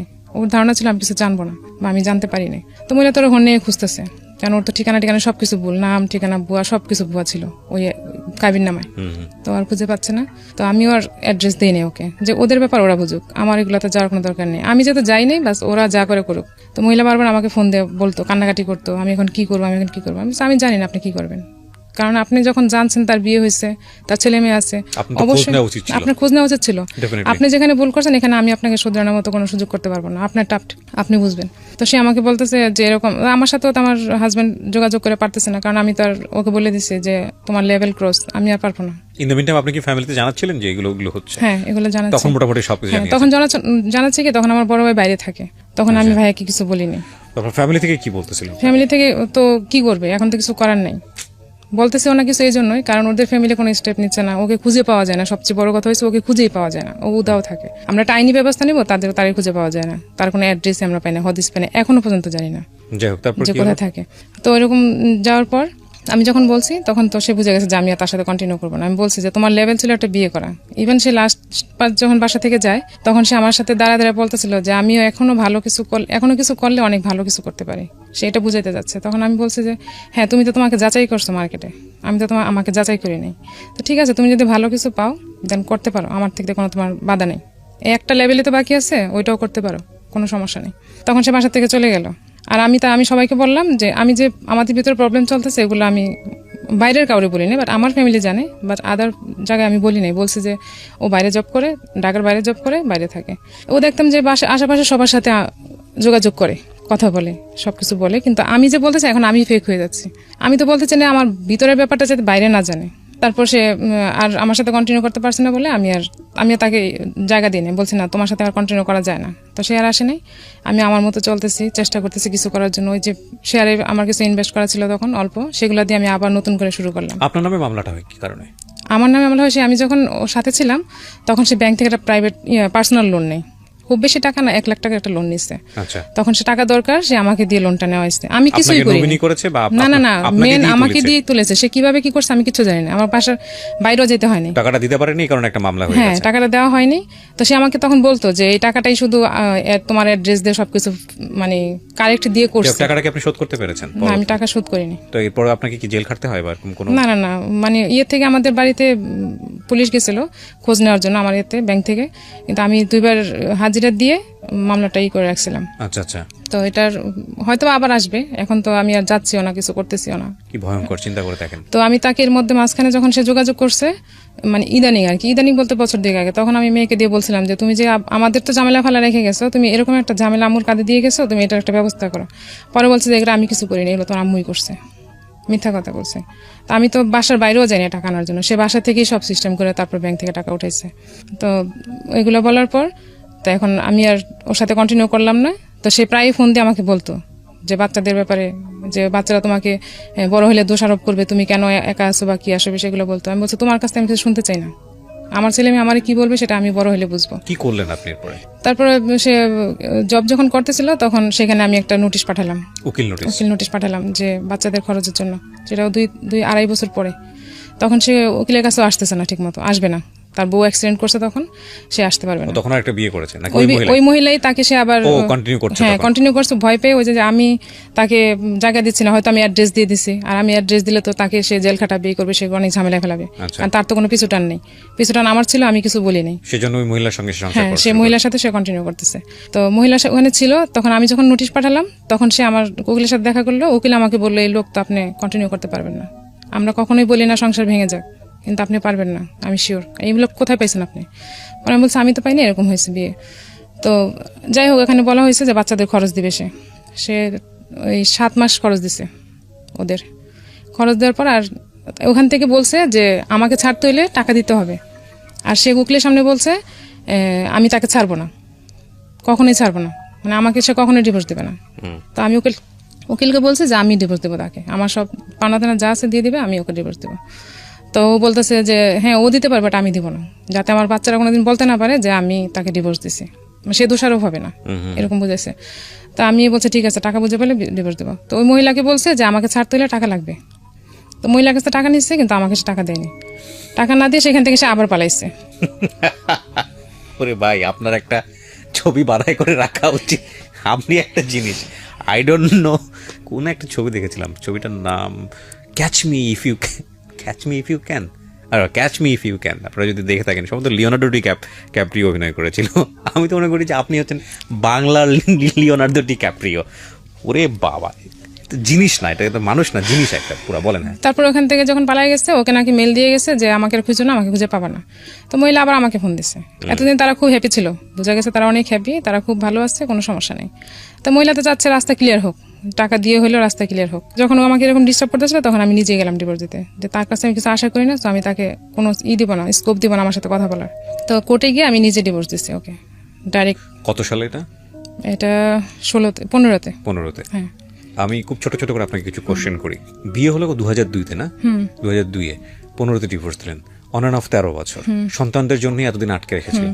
তো কি হলো, লাভটা কি হলো? কিছুই না, তবে এখন আমার বাচ্চারা আমার সাথে আছে, সেটা আমি জানি, এটাই আপনার বাচ্চারা সাথে আছে, এবং আপনি একটা বুটিক করেন এখন, আমি যতদূর জানি, নিজের পায়ে নিজে দাঁড়িয়েছেন, বাচ্চাদেরকে সাপোর্ট দিচ্ছেন, সংসার চালাচ্ছেন, এবং আপনি বলছেন আপনি আগের তুলনায় আলহামদুলিল্লাহ ভালো আছেন। আপনি শুধু আমাকে একটা জিনিস বলেন, যে এত দেরি করলেন, যে মানুষটাকে অনেক আগেই বোঝা উচিত ছিল। অনেকবার সে ফল্ট করেছে, 2-1 বছরের মধ্যে সে বিয়ের আগে থেকেই ফল্ট শুরু হয়েছে। তো 2-1 বছরের মধ্যে সে যতবার ফল্ট করেছে, ততবারই এনাফ ডিসিশন নেওয়ার জন্য ছিল। এই যে 12 বছর লাগলো, এই 12টা বছর এটা লস না জীবনের জন্য? অবশ্যই লস, কিন্তু আমি যে ওই যে বললাম একটা কথাই, যে আমার বাচ্চারা একা হবে, আমি কিভাবে কি করবো, আমি কি একা চলতে পারবো, কিংবা আমি কার কাছে যাব? হয়তো আমার ফ্যামিলি জায়গা দিত, সবকিছুই করতো, কিন্তু আমি তো ফ্যামিলিতে কয়দিন থাকতে পারবো?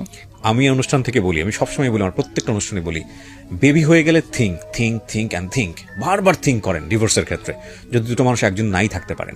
কিন্তু যদি দ্বিপাক্ষিকভাবে এটা হয়, হাজব্যান্ড ওয়াইফের জায়গায়, ওয়াইফ হাজব্যান্ডের জায়গায়, যদি বুঝে যান যে না, এই মানুষটার সাথে সংসার করাটা কোনোভাবেই সম্ভব নয়, কারণ তার কোনো ভালো গুণ নেই আপনার চোখে, এবং এই জায়গাটা থেকে তাকে কিওর করা সম্ভব নয়, 1বার 2বার 3বার 4বার 5বার হচ্ছে, এবং এটা আপনার সন্তানের জন্য ভয়ঙ্কর রকমের রিস্ক হয়ে যেতে পারে, সেক্ষেত্রে কালোক্ষেপণ করার কোনো যুক্তি নাই। আমি মনে করি এটা big loss of time, cause জীবনে আসলে সময় বারবার রিটার্ন আসে না। লাইফটা খুব ইম্পর্টেন্ট, এটা ভ্যালু দেওয়াটা খুব ইম্পর্টেন্ট। মানুষের জীবনে বেটার লাইফের জন্য মানুষ সবসময় ট্রাই করে, এই জন্যই মানুষ কনসিডার করে, এই জন্যই মানুষ কনসিডার করে না বেটার থাকাটা।